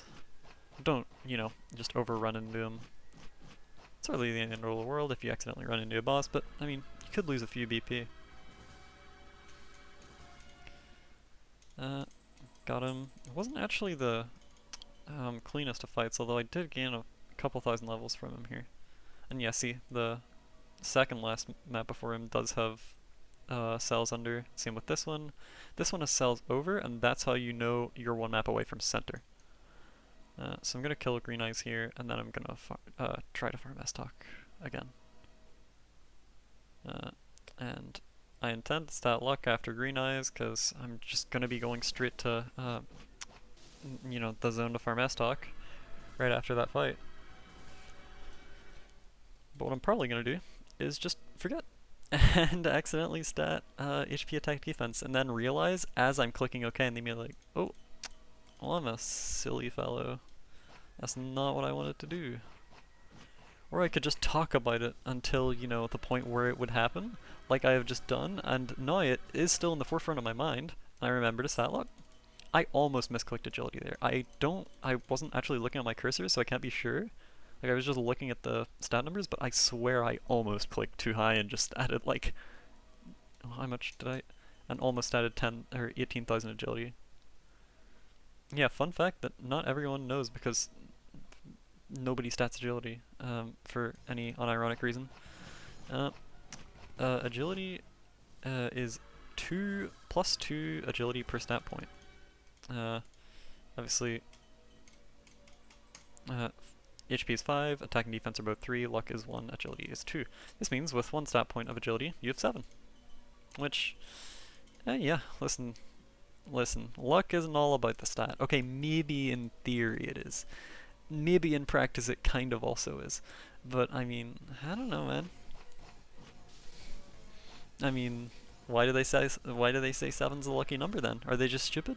No, you're stupid. Okay, I'm sorry, that's mean. Nah. Yeah. Yes, just random stuff you don't really need to know. This is the enemy that drops S-Talk, just as a reminder. Well, she can. She doesn't currently. She doesn't seem to be cooperating. I'm also going to swap in the instant encountering now because, I mean, 1 XP gem plus 1's worth of XP over like 30 BP. It's worth giving up to make the run, you know, like 5 minutes or something faster. I'm actually gonna hit do not show here because even though that will leave me with lower drop rates, or do not show the like stats screen after fights, it means I can just do this and I can just go, you know, between fights extremely fast. And it just lets you get through and just burn 3 BP super quickly. Obviously it might still take a while to burn 3 BP, it depends on how long your fights are. If you're one-shotting something, this will make BP, you know, go down super fast. Basically as fast as you can get it down in the game without losing fights. So yeah, if you just want your runs to go quickly, which you I guess kind of should unless you're just really enjoying the gameplay and, you know, you're taking the scenic route kind of thing. You want you know, your runs to go fast, especially, or at least if it doesn't, you know, make them any less effective. And this, I mean, it does make them any less effective. It just doesn't make them more than a tiny bit less effective. I mean, here's the thing with, you know, having the stat screen not come up. I've just added like, you know, 6 fights worth of luck just now, but I've not had to open the screen every time. It's, you know, it's technically not as good for your chances, but it's close enough if you really want.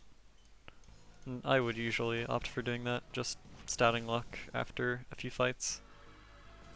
Eventually it ends up just being kind of less and less worth bothering because, you know, you get less and less levels from each fight because you need more XP per level after each level.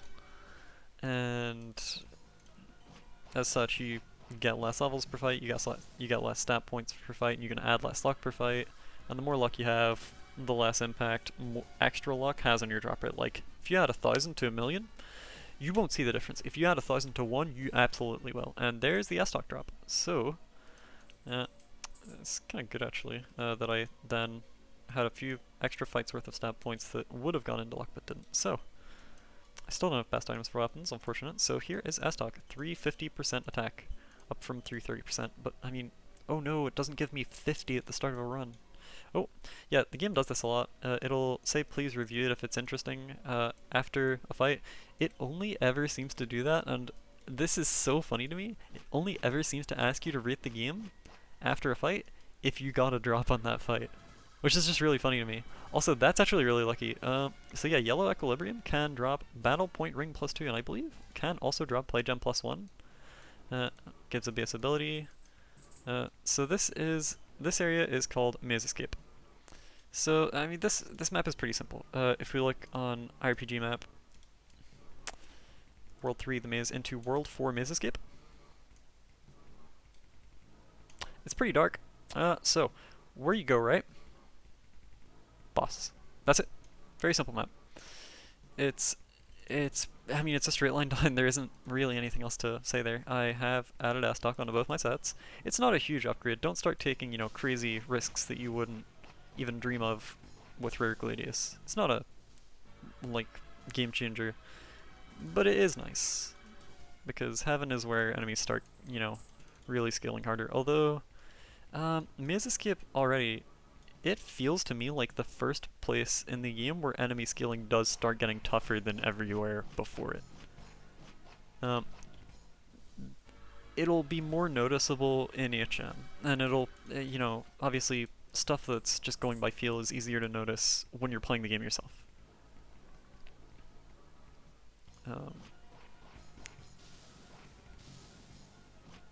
Because, like, you're not going to watch me do 500 runs that go through Maze Escape, but you could well end up doing 500 runs that go through Maze Escape in your own time playing the game. So, yeah. There are things I'm going to say that aren't going to make sense unless, you know, you've played the game. Some will only make sense, like, after you're through the point in the game that I say them at, but that's usually because they don't matter at that point in the game, or ever.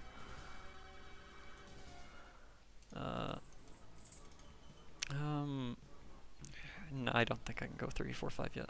So this is the third zone. I believe it's 27,000 that you spawn into, or 27,500, and then 30,000, and then 33333. My tongue almost fell out of my mouth. 34,500 and 36,000. 36,000 contains the next boss. I'm gonna go in here even though it's probably a bad idea, and I was gonna go down to the boss, but you so rudely interrupted me. What the damn hell? How far am I into this? Oh my god, hour and a half. Ooh. So yeah, this, if I don't get an encounter at the earliest spot, oh come on, this bonus! This is Black Equilibrium. You noticing a pattern here. This is the last one. He doesn't just go, Tats doesn't just go stupidly lazy mode and just replace, or, you know, just recolor one sprite for all the rest of the bosses in the game. Also, I just got so lucky. This place does have decent XP though. Like, I mean, 2,500 levels from one fight. Not bad. Really not bad. I am at a bit of a disadvantage here because about 5,000 levels worth of my stat points have gone into luck. But I'm getting good fights to make up for it. I mean, that only had one crit, so even if that was the worst kind of fight possible, he probably would have only gotten one extra turn. But he needed like 4 extra hits to kill me. So that's pretty comfortable, so I'm fine in here now.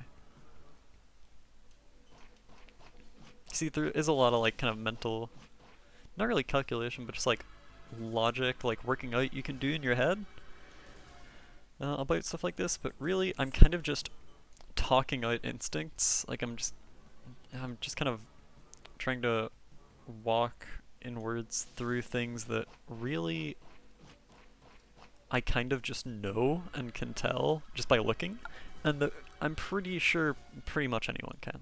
Like, it's fairly simple, but I mean, yeah. You get all levels of like being able to logic through stuff in the RPG server. Sometimes people will genuinely get to like late hard mode without any sort of guide, which I have killed hard mode Gabriel 100 times, like the last boss in the game. I don't understand how you can do that. Like, it's so impressive to me. And then you get people that like can't kill Panda in normal mode without someone giving them without at least some pointers from someone that knows things. And that's fine. Like, I mean, if you're gonna say like, oh, you have to be good at this video game to play it, nobody's gonna play it, because nobody's good at a video game in minute 1. Some people aren't good at it at like R20, some people are good at it on like R2, whatever. We live in a society, by the way. I think this is probably a bad idea, but I'm gonna take on Black Equilibrium now. Yeah, it's fine. Okay, so Black Equi is down. Also gives a BS level. There are 9 bosses in each mode that give a BS level. All the bosses, all the worlds, maps, bosses are the same in both modes. So if you go up from spawn in hard mode, the first boss you will find is Panda. And yeah, there's BS level 6. But yeah, there are 9 bosses that give BS levels, and they each give a separate BS level in normal mode and hard mode. So you can get 9 in NM and then another 9 in HM, although the last one is, oh well, let's say only one person on Earth has it legitimately. So realistically you can get 17, but technically you can get 18 if you're literally a god or you just like abuse play gems or something. No, this is grid. So or chaos grid. So this last map was pretty simple. You get a load of this. It's a big square. So this is a little bit crazy. So there are 7. I believe there's another useful. Okay, here we go. So this is a really good image here. Actually, this is. I should probably just put this explanation up and not say a word, but I gotta say words. I cannot. Otherwise, I will die. Or, I mean, whatever. So it's a 7x7 grid of zones, 7 across, 7 down, and that is trippy. So there is no. Okay, this is a really useful thing to note. It's like a Sudoku. There are no 2 zones with the same bonus in any row or column. So if you go all the way down one row, you will see every bonus currently in the map. So this zone, what's a bonus in here, is also a bonus in here, here, here, here, and here at the same time. Now, this is like essentially a map that describes one, really fast way to check all these. Like you move this little compared to all this way. But personally, I do the first 3 on the first row, and then this 2x2 square. So I go first 3 on row 1, first 2 on row 2, and first 2 on row 3. Maybe this is more efficient. I doubt my way of doing it is more efficient, because otherwise that's what would be suggested if it was outright better. But it's good enough. Like, I can go around and check all of these in less than 1 cell of encounter gauge in hard mode, so it's fine by me. Now, there is a secret boss in the grid, and it is my least favorite boss in the game, because when I need it, it vanishes. It is this. Well, this isn't a boss, it's a bonus, but this bonus gives you a chance to spawn a boss. And I'm gonna try it. We'll see if we get it. I'll explain what's beyond this if I get the boss, which I'm pretty sure it is a 26% chance on any given fight in this exclamation mark question mark bonus that this secret boss will spawn. And it doesn't have any drops. It gives actually really shitty, really low amounts of XP, and I think gold as well, but that doesn't matter. So, doesn't have any drops, doesn't have basically any XP. Doesn't give very much gold either, although it gives a lot more than the mobs around it. That doesn't mean much. This isn't a good gold farming area. What it does do is it teleports you to another map that's kind of special. And here it is. This is Tsukuyomi. Take a good long look at him. You will really wish you get to see him more often. And you will also hit his guts. And I almost died to him. So this is what I mean by gives kind of shitty XP. I got 230 levels from that. I was getting like 500 from normal enemies, and this is a boss. Like, what? Well, as far as I know, he's kind of a boss. Yeah, I think he does count as one, but that's getting into actual technical stuff that even I, like, only know because I was informed about it, not because I, actually need to know it. So now, I am in... Now, I have to mention this. Someone recently called this place the Jew Zone. Like the Jew Jew Zone. This is because... Oh, it's a Star of David. Oh, it's another Star of David. Here's 1. And I'm gonna get at least 1 encounter on my way through, but yeah. So 1, 2, 3, 4.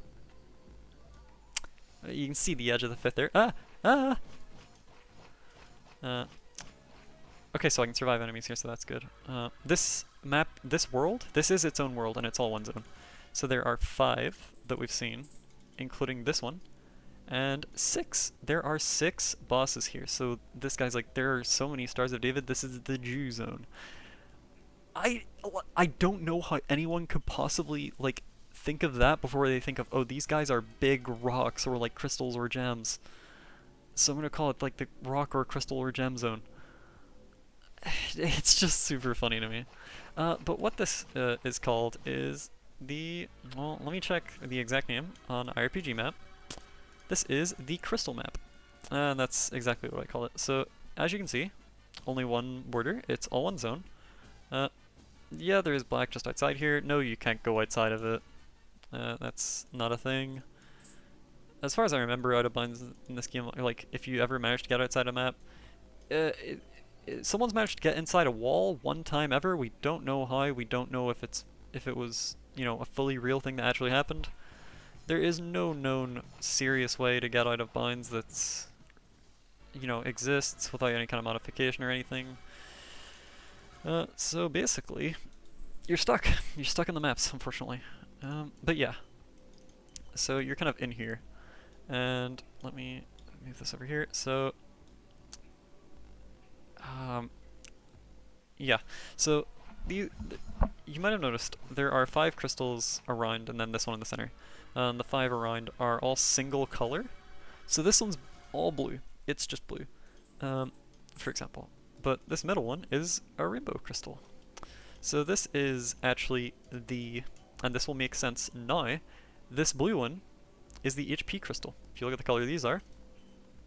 So what he drops, and you can probably already guess this, is he drops HP plus 4 and HP plus 5 gems. Well, not that fight, but whatever. So that leaves 4 more. So this one, just see if you can guess these. I'm not gonna... The audience at home can try to guess what stat the colors correspond to. I got a question mark bonus. Should I? Nah, it's fine. It's whatever. I'll get enough of those later down the line anyway. This one should be, I think, kind of obvious. Well, no, not really. The HP one was probably obvious because I've actually used HP gems within this video. This should probably be the only other obvious one. I mean, they'll all be obvious if you just kind of happen to remember what colors, all the individual stat gems are, or if you just, pull out your whatever device you play the game on and just look at them. But yeah, so the first one was HP crystal. The second one, the first one obviously being the one I killed that I told you was the HP crystal. The first one I killed was the HP crystal. The second one was the defense crystal. The third one was the luck crystal. The fourth was the agility crystal, that light blue one up there, and this one was then the last one, the attack crystal. Now, let me just check a thing on... Let me check a thing on here. I was about to check Discord, because that's the only other place I've known it to be seen. So, they do not all have the exact same stats. So, as far as I remember... Yeah, so HP crystal. I remember the route for easiest to hardest being like... Let me... jeez. So... yeah, essentially. So, HP crystal and agility crystal have 150k attack. I mean, their attacks, generally all that matters. Defense crystal has 156k, and attack and luck are both equally the strongest, I'd say, because, although agility crystal actually has a lot more HP, you might consider it the strongest when you don't have recovery and you can't just lifesteal things out. 7 million HP and 162k attack. So if you're struggling to even kill normal mobs, make sure to fight, I'd say, HP crystal, then probably defense, and then agility. So and then attack and luck in whichever order. Or you can just, if you have any BP left, and you're struggling, if you have like a few BP left, you can just take a few extra fights and you'll go from struggling to killing them. Because if you can kill one, unless it's by the skin of your teeth, you can absolutely kill them all. And then Hero Crystal is a decent chunk harder, but still not that much. I mean, he only has, 7,500 more attack, and he has the HP of Agility Crystal. He has Agility Crystal with 10% more attack. So, none of them are that hard. And they obviously all drop their respective stat plus 4 and 5 gems, but this guy, so this is the Rainbow Crystal. He doesn't have a stat because, well, he has a lot of colors. No stat is multicolor, but he is the Hero Crystal. You could call him the Rainbow Crystal. The community for the game affectionately calls him Rainbow, and by affectionately I mean a whole lot of people hate his guts. You'll find out why when you get to him in HM, and you have to farm him for his items. I just called a rock by, like, masculine pronouns. Oh, who cares? Also, Rainbow gives a base level. So Rainbow does have drops. Play Gem 1, which obviously I've gone over, is kind of not something you really want. Play Gem 2, which is in the same vein, not something you really want, unless you want to do things, unless you don't care what we consider cheating, which fair enough. And then also drops Hero Gem. Now Hero Gem from this boss is kind of a scam. So it has, now remember what you have to do to get to this boss. This. So Panda, WDK, Hatred. Let's say you're skipping everything that doesn't teleport, just to get to him as fast as possible. All the way down here. Look how far of a run this is. All the way down here, just on its own. All this like random crap you can bump into, purple. And then you go into maze. I mean, did you see how much I just had to zoom out to get the whole thing? Like, at best, maze takes like nearly a minute to get through. And that's from like the shortest spawn, which is I can't remember. No, it's I think here. So you go here, here, here, here, here, here, here, here. That's compared to no, da da da da da da da da da da no, da da da da da da da. Like this is the fastest spawn, and it probably still takes a minute to get there. Maze escape, pretty short. And then Chaos Grid, you've got to actually find an exclamation mark question mark bonus, and then you've got to get lucky enough on one of those bonus fights to spawn Tsukiyomi, which, trust me, that can take a very long time on its own, even not counting the time that you've taken to get there. And then you get your, if you have a whole lot of luck, 1% chance at a Hero Gem. Now this is why you don't farm it here, because it is a good item. It's 30,000 of every stat, really nice, huge for quality of life. What the hell? World 1, hard mode. You kill Panda. Now you won't be able to do this on your first HM run, but it's so much faster and this will make it obvious. You kill Panda, kill White Dragon Knight, then kill Hatred. And Hatred, if you have 25,000 luck, has a 1.74 chance to drop a Hero Gem. And you can kill him in about, I mean, if you have the rundown and you're in kind of a rhythm of, knowing exactly where you have to take fights and everything, which you'll get into only about 10 runs in probably. This run takes about 90 seconds. The one to here takes about 10 minutes, and if you get unlucky enough, it can genuinely take about 30 minutes. Oh, this is hard mode. And with the same amount of luck, this is less than half the drop rate of what Hatred gives. So do not farm Hero Gem from him. Very good item. You will like it. You will love it. When you get it, you will get it. But you should not go for it yet. I'm sorry I took like 5 minutes sidetracking on that, but that was not useless. That is a warning that is genuinely necessary, because some people have wasted tens of hours farming just normal mode Rainbow for Hero Gems, and the time they take to get one Hero Gem is the same time that someone would take to get S-Talk +1 from here, which I'll get to in a second, and then do the run to get to 100,000 to unlock HM, and then go into HM, get a couple of items there so that you can farm Hatred, because HM isn't easy. Getting to Hatred, even though he's the third boss up, isn't something you can just casually do with NM gear in HM. Get a couple things from HM, and then farm Hatred, and because those runs are so fast, you'll probably, even with all the stuff you had to get beforehand, you'll probably still have 3 Hero Gems before someone farming NM Rainbow has 1. Like, just, I'm really stressing this, but it's for a reason. Do not do it. I think I'm done stressing it now though. So this is heaven. Yeah, so you're kind of, boxed in here. There's only one way out. So as you can see, S-Talk +1, 45 200 there, and 44 444 there in heaven. Oh my god. So S-Talk +1 drops from either of these zones. And there's a different looking mob in either zone to the other in terms of which one drops it. If you killed Rainbow, or you killed the boss in grid that teleports you to heaven, and I'll do a really quick run to here to demonstrate what that boss looks like, if I get S-Talk 1 this run.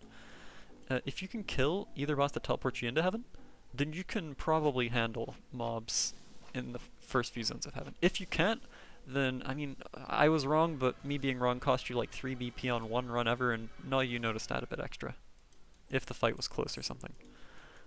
So that is not the enemy. in this zone that drops that stock +1. That is also not the enemy. It has a 50% spawn rate.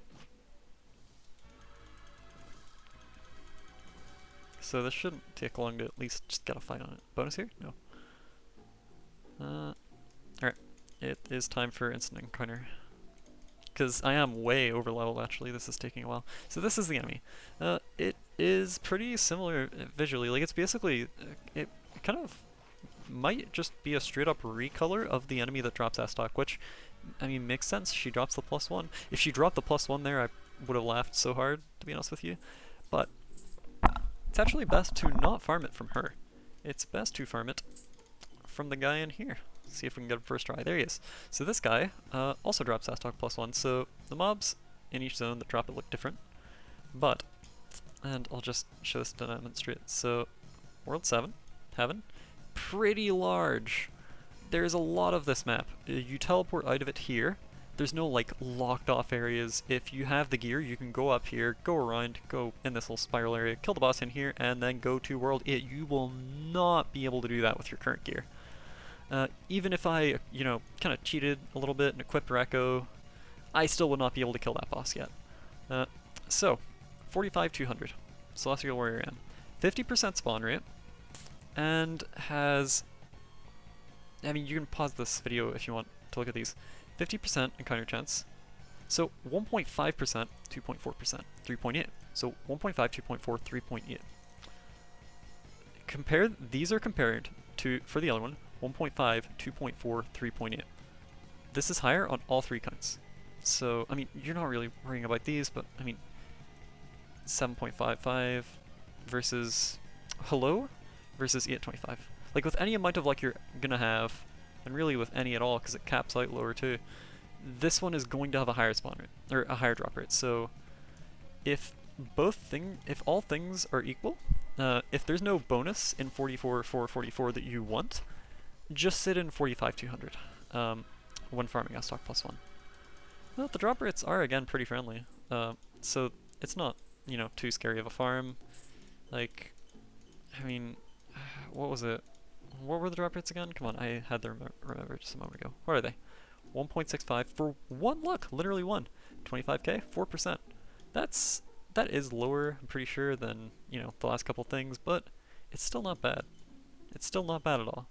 Just a fair warning, if you want to get far into this game, and you're not prepared, like, you don't want to do it if drop rates are going to go down to like the 1 point something percents for most of the game,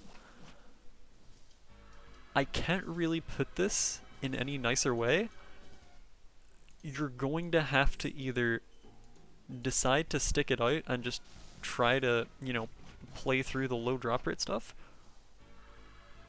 or just play until you feel like things are dropping too slowly and then don't bother any further.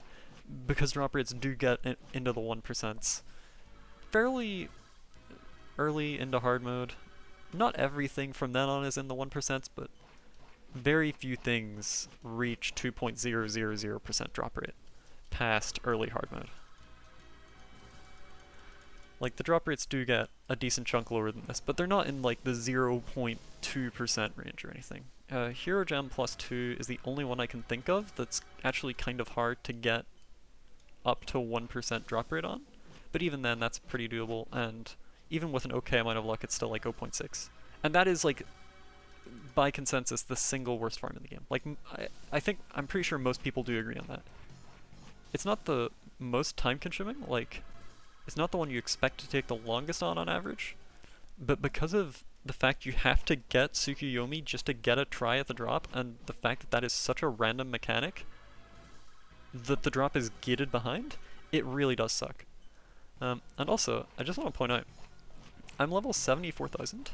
I'm not using the Rekko that I have, and I've kind of hung back here. I could be probably a couple zones farther up than I currently am, if I wanted to, and I've statted a lot of luck. So, and at the end of this farm, I'm going to have an even better weapon by, I'm pretty sure it's 30% attack. So it should be starting to become obvious how getting to run to level 100,000 is pretty doable.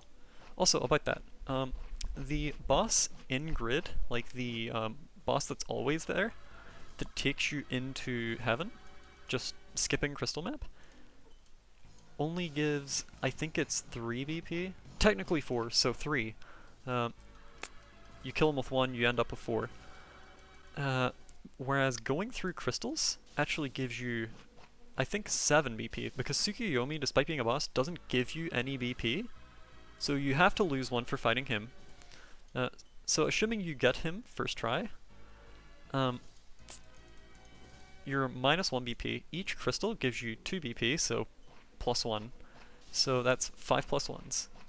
So already plus 5 minus 1, you're already up 4 BP, and then Rainbow actually gives 4, so 3.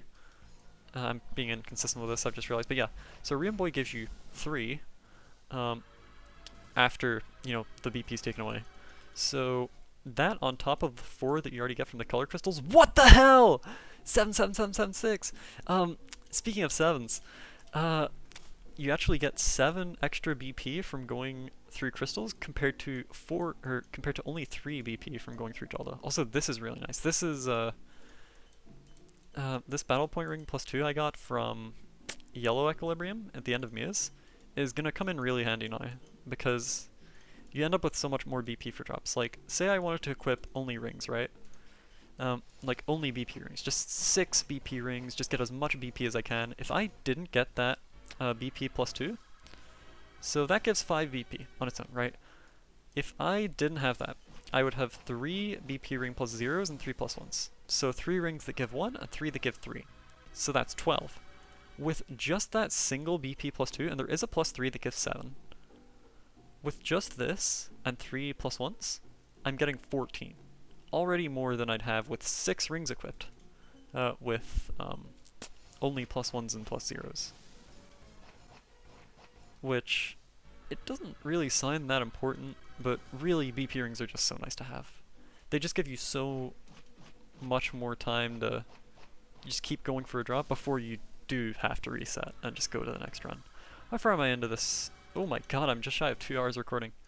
Yeah, this is very long, but whatever. It's getting close-ish to wrapping up. Also, something pretty important to mention about Heaven. Heaven is the last world you will enter before unlocking HM. And it's also the point where this really isn't just a, like, my gut feeling thing. This is where enemy strength really does start to ramp up, compared to how it does through earlier parts of the game. Like, enemies get stronger fast here. You'll notice it in normal mode, you'll really notice it in hard mode. So do be careful when progressing up through here. And I got S-Talk plus 1, so that's good. Do I have best items? No. Okay, so S-Talk plus 1 is right next to S-Talk for kind of obvious reasons. And hey, it's an extra 100,000 attack, 30% difference. Still doesn't have any base, but whatever. Now, if I were to go out of menus right now, I'm not going to demonstrate because it would end the run. If I were to go out of menus right now, I would get game over. In fact, is there anything else to continue this run for? Is there? Not really. Okay, so I'll demonstrate. So because I have these BP rings on, right? I have 8 BP after them. So if you say... So I have 14 more BP than I normally would. If I go into the set, I have minus 6 BP, which will just go to 0. There is no getting around this. If I go out of these... If I hit close right here, it will go to 0, and there is no way I can take another fight in this entire run. Don't try anything. Don't bother trying anything. It's a waste of your time. So always make sure, if you know you have a BP ring on any set, like that you've used this run currently, being paranoid is honestly a good thing. I have lost, and others have lost, runs that would have been like highest level ever achieved in the game to forgetting that some of our sets don't have BP rings on. It's basically, the sooner you know this and are able to like keep yourself from making that mistake, the better. I'm just thinking, is there anything else to get here? I think I can probably wrap this up about now, seconds away from 2 hours in. So with this gear, hard mode unlock is already possible. This video's content is done. So the next video is going to start off at least by looking at active farming. By the end of the next video, you're going to have hard mode unlocked, for sure. But I'm actually going to farm out, despite the fact I already have it, I'm going to demonstrate how to do it. I'm going to farm out recovery necklace next video. Actually, I'm probably not going to get it in the next one, but I'm going to demonstrate how to do it. I'm going to go through a bunch of runs. I'm going to go through any like common situations that I can think of that I need to talk through, you know, to avoid like some common mistakes. And then obviously demonstrate how to unlock HM, like how to get to level 100,000. I mean, really it's pretty simple. It's the kind of core of the game. You just move up zones and kill harder enemies for higher XP when you think you're ready to kill them, right? So honestly, from this, with all the gear in this video, you should be able to unlock HM without any help. Although without recovery, it is pretty tough, so don't be too, you know, disheartened if you can't. Honestly, I do feel like I have a decent bit of motivation currently, so maybe the next one will come pretty soon. But either way, don't wait for me. Just, I mean, honestly join the Discord server and find out more stuff without having to wait 6 months at a time. Yeah, it's actually a great place. Sometimes I hate it, but I mean, sometimes you hate everything that you love. Wow, we live in a society, by the way. Second time I've said that this video. Hey, I'm only on one society per hour. That's the greatest measurement ever. So I'm just buying a couple luck gem plus 3s just in case I want a luck set. I also bought an attack gem plus 3 just in case, or not just in case, but to replace my attack gem plus 2 that I'm starting runs with. So I'll set these up to start the next run. This is fine. And we're good. I did equip the S-Talk plus 1 on both sets. And yeah, we're pretty much all good. So this is okay. And I'm gonna get an ad. Okay.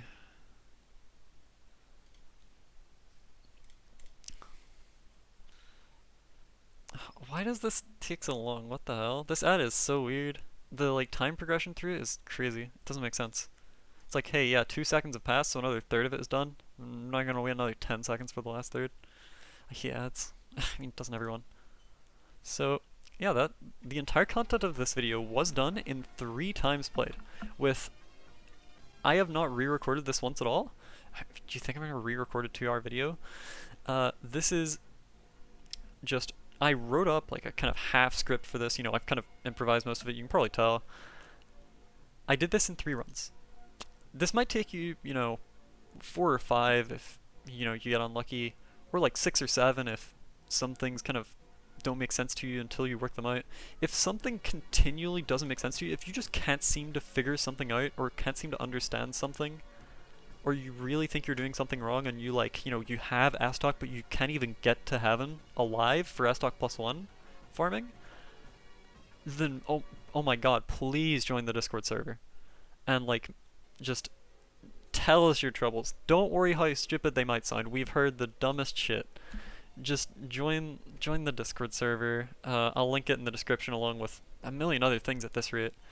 And I think for now that is it. So oh wait, no. Alright, I've just closed out the video. I'm gonna do one more thing. This will be really fast. I'm going to show you the boss that is in grid. I'm gonna skip bosses for this run because this is genuinely just a thing. Okay, this is gonna look really stupid now because I'm gonna be like talking through an outro 10 minutes before the video ends, but no, it shouldn't take that long actually. Okay, so there are 9 base level bosses in each mode. They're, you know, the same bosses, just give a base level in both NM and HM. The first 7 we've already gone through. Well, 7 of the first 8 we've already gone through. The 9th is the only one that's at a completely different part of the game than the others. It is the last boss in the game. It is the boss in World 9, the Twilight Zone. That boss was the latest piece of content at all added to the game. There was a content update, shockingly to all of us, in 2021. All it actually added was it it fixed it quote unquote fixed a broken bridge looking structure in the Twilight Zone map, or in the Twilight Zone map, that then allows us now to get to the level 450k zone. And in that zone, he also added a boss. It's got a lot of stats. It's the hardest enemy to kill in the whole game. And it gives a base level.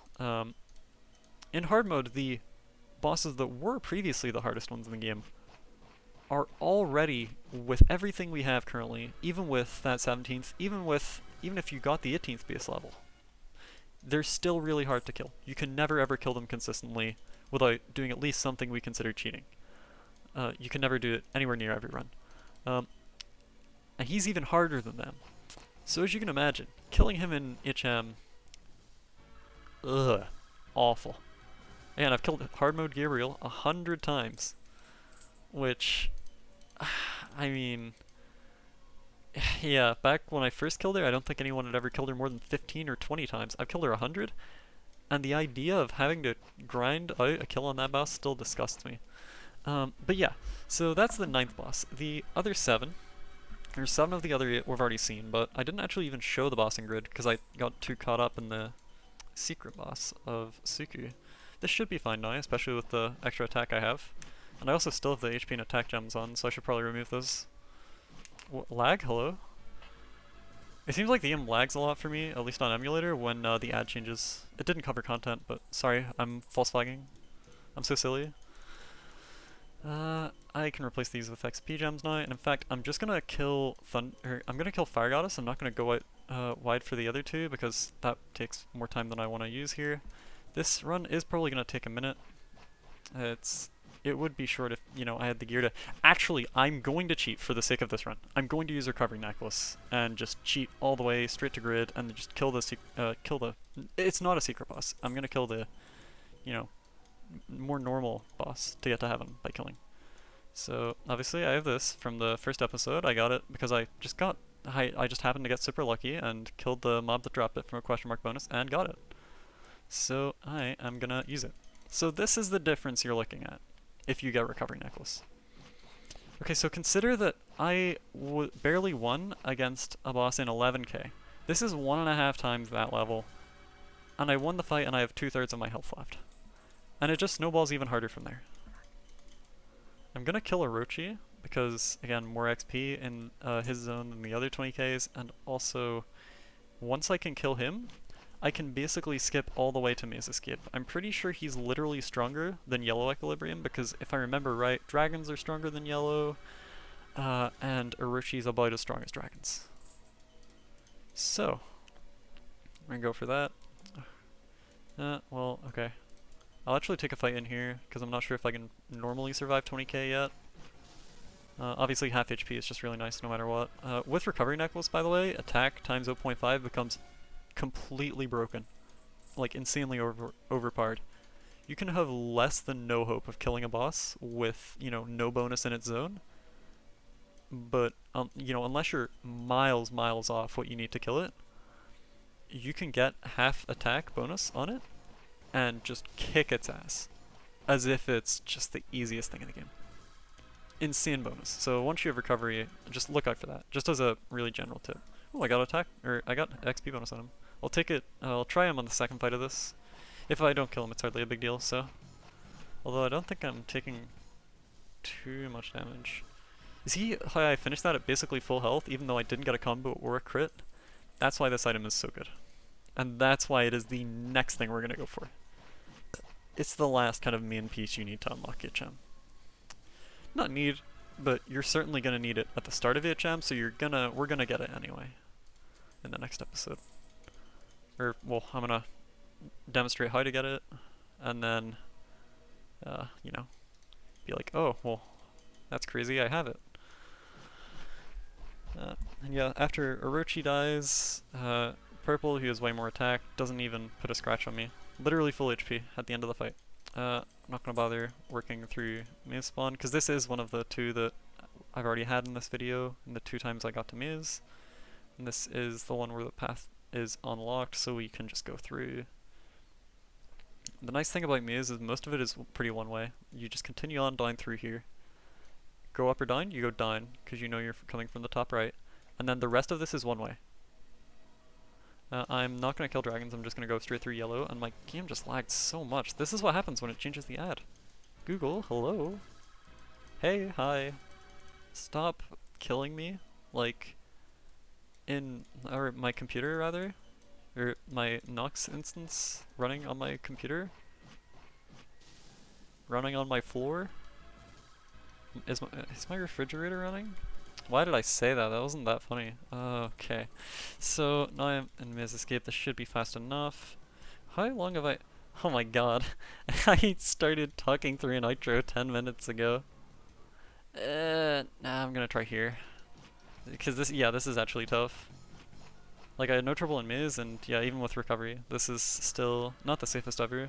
I was never really gonna die in that fight unless I got the worst fight ever, RNG-wise, but yeah. I should be able to move down a zone now after even just one fight. Oh, no, this is fine. Yeah.